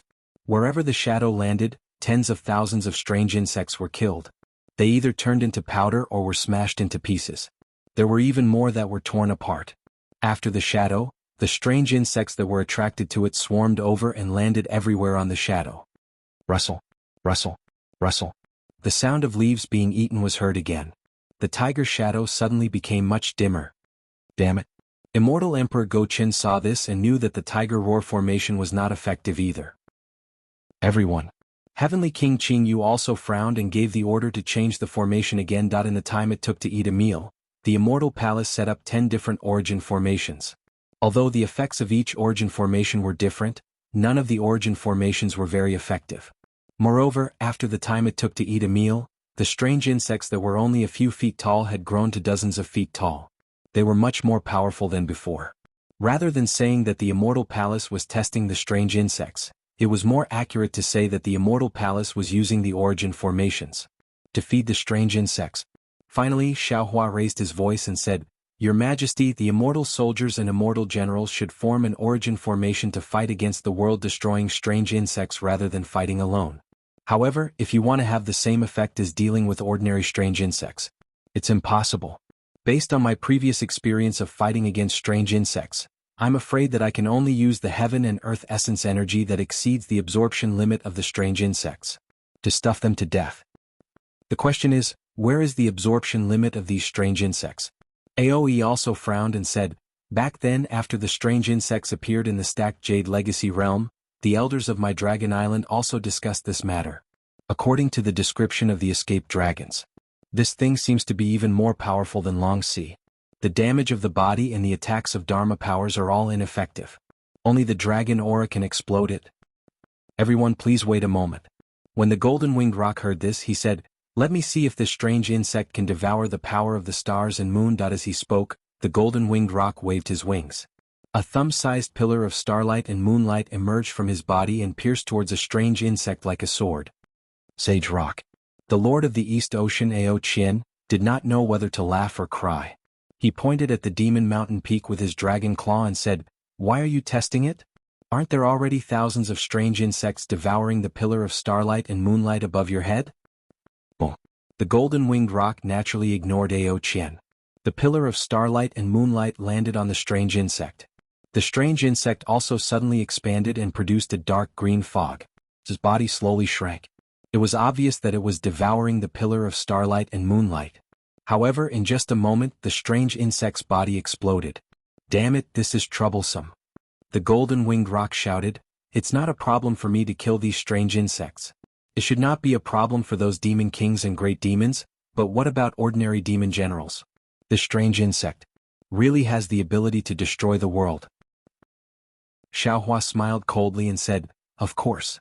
Otherwise, how could we have seen the apocalyptic warning sign when we were in Longevity Town? Even if it has the ability to destroy the world, so what?" Immortal Emperor Gaochen was still disdainful towards the strange insect. All living things in the world have the ability to reinforce and counter each other. Although these strange insects are powerful, they definitely have a weakness. It's just that we don't know about it. Moreover, within the 3 continents, the strongest is at the peak of 9th level essence energy. No matter how many of these strange insects there are. At this point, Immortal Emperor Gaochen was suddenly shocked. He seemed to have thought of something and shut his mouth. What Immortal Emperor Gaochen thought of, Xiaohua and the others also thought of. Everyone's expression changed. After all, there were too many strange insects to count. Who could guarantee that there wouldn't be any monsters at the peak of 9th level essence energy? If there were only 1 or 2 peak-level strange insects, they would not be afraid.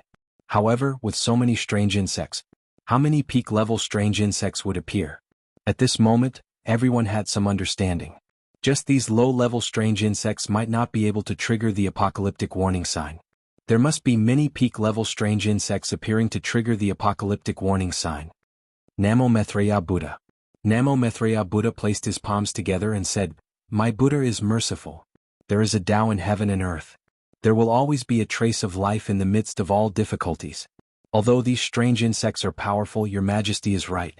Heavenly horses also have a weakness. Today is a good opportunity. Let's take a look at these strange insects and see where their weakness is." When he heard up to here, Xiao Hua suddenly thought in his heart as he recalled the strange mosquito he'd encountered in the exquisite pagoda that overturned illusions while he was in the ruins. That day when Xiao Hua subdued the mosquito, he asked it a question. That question was, other than using more heaven and earth essence energy than you can bear to make you explode, other than your natural enemy, what other methods are there to kill you? The reason why Xiao Hua asked this question was because he had encountered a strange insect before. The strength of the strange insect made Xiao Hua shudder. Therefore, when Xiao Hua saw a mosquito that looked similar to the strange insect, he couldn't help but ask about it. That mosquito didn't seem to be willing to answer, but it was forced by Xiao Hua to say a few methods. At that time, Xiao Hua secretly shook his head. He felt that those methods were too harsh. The reason was that to kill the mosquito, it needed a different kind of heaven and earth essence energy. Because strange insects like the mosquito and the strange insect ate heaven and earth essence energy, they could devour all kinds of heaven and earth essence energy. Who knew what kind of heaven and earth essence energy was different to them? Therefore Xiao Hua let the mosquito go. Now, when he encountered the strange insect again, Xiao Hua naturally thought of this. However, with all the sovereigns present, the heaven and earth essence energy, the righteous energy, the power of the stars and moon, the power of faith, the Buddha's light, and so on, they all appeared at the jade pool. These strange insects also had a strange appetite. They devoured all kinds of true energy, so they weren't afraid of having a bad appetite. However, since this was a method to kill the strange insect, Xiao Hua couldn't not tell the sovereigns. Therefore Xiao Hua hurriedly said, "Everyone, since these strange insects devour true energy, we can only rely on true energy to make them explode. Then let's think about it another way. If there is any true energy that the strange insect can't devour, wouldn't it be killed?" Wonderful. The golden-winged great Peng clapped and shouted, "Dragon Teacher Zhao's idea is really unimaginable. Let me think. Besides the power of the stars and moon, what else do I know?" Cuckoo. As the golden-winged great Peng spoke, his entire abdomen suddenly emitted a strange sound. Then the golden-winged great Peng opened his mouth again. Whoa. A demonic energy mixed with purple and gold rushed out, piercing through the void and directly piercing into the shell of a strange insect that was a few feet in size. That a cluster of red lotus hellfire flickered, and the power of reincarnation fell on several strange insects. Boom. Where the red lotus hellfire fell, the strange insect's shell was immediately ignited. GG. The strange insect hissed as if it was in pain. Seeing this, Xiao Hua and the others couldn't help but be overjoyed. However, right at this moment, the green mist gushed out from the strange insect's shell once again, extinguishing the red lotus hellfire. Moreover, after the hellfire was extinguished, it didn't disappear. Instead, it transformed into wisps of blood-red viscous substance that seeped into the strange insect's shell, causing the strange insect to swell up once again. Amitba, Amitba. The Dipankara archaic Buddha raised his brows and exclaimed in shock. He knew that if the strange insect could even devour the power of reincarnation, the Thunderclap Temple wouldn't have any methods to restrain it. Go. The Thunderbolt Immortal roared. He raised his hand, and sword-like lightning flashed, killing the strange insect on behalf of the Dipankara archaic Buddha. Oh. Xiao Hua looked at the Thunderbolt Immortal strangely. If it was in the past, the Thunderbolt Immortal might consider for himself or the Fortune Gate's disciples. However, he would never consider for others. Now, the Thunderbolt Immortal actually thought that the Dipankara archaic Buddha was the Buddha Lord, and that it wasn't appropriate for him to commit murder. Instead, he killed the strange insect on behalf of the Dipankara archaic Buddha. Wasn't this the sign of his awakening? However, after the Thunderbolt Immortal killed the strange insect, he retracted his hand and calmly stood at the side. Taoist, would you like to give it a try? Xiao Hua looked at the heavenly being and smiled. Your 3 lights augmenting thunder might be the nemesis of these strange insects. That's right. I'll go take a look. Hearing this, the heavenly being smiled proudly and flew out of the mountain peak. Seeing the heavenly being flying out, a swarm of strange insects immediately pounced on him. These strange insects emitted extremely faint yet powerful fluctuations that surrounded the heavenly being. The heavenly being's expression didn't change. He let out a long roar and revealed his 3 heads and 6 arms. Roar. The 3 heads opened their mouths and shot out 3 light pillars. Pa pa pa pa. Wherever the light pillars passed, tens of thousands of strange insects would swell and explode. Of course it was only swell. None of them were destroyed due to the difference in the true chi contained within the light pillars. Gotcha. Seeing that the 3 light pillars didn't have any effect, the heavenly being couldn't help but feel angry. He raised his 6 arms at the same time, and dozens of different colored lightning balls appeared out of thin air and landed around him. Rumble. In the huge rumbling sound, the strange insects that pounced on the heavenly being were all killed. And Xiaohua also saw clearly that these strange insects were all swell and explode. Damn it, this is really strange. The heavenly being cursed. His figure flashed and he landed beside the throne of creation again. He said, "Even this daddy's method is useless. Then in these 3 continents, where can there be heaven and earth origin energy that these strange insects can't devour?" Seeing that the heavenly being's method was also useless, Xiaohua couldn't help but feel a chill in his heart. No one knew better than him that the heavenly being's method came from the immortal realm. The divine ability that he cultivated was from the heavenly being clan. If his method couldn't easily kill these strange insects, then in the entire 3 continents, there really wasn't any method that could easily kill these strange insects. Maybe, Xiaohua thought to himself, only soul cultivation methods. Thinking about soul cultivation methods, Xiaohua smiled wryly. He had encountered these strange insects when he was condensing his nascent soul in the void.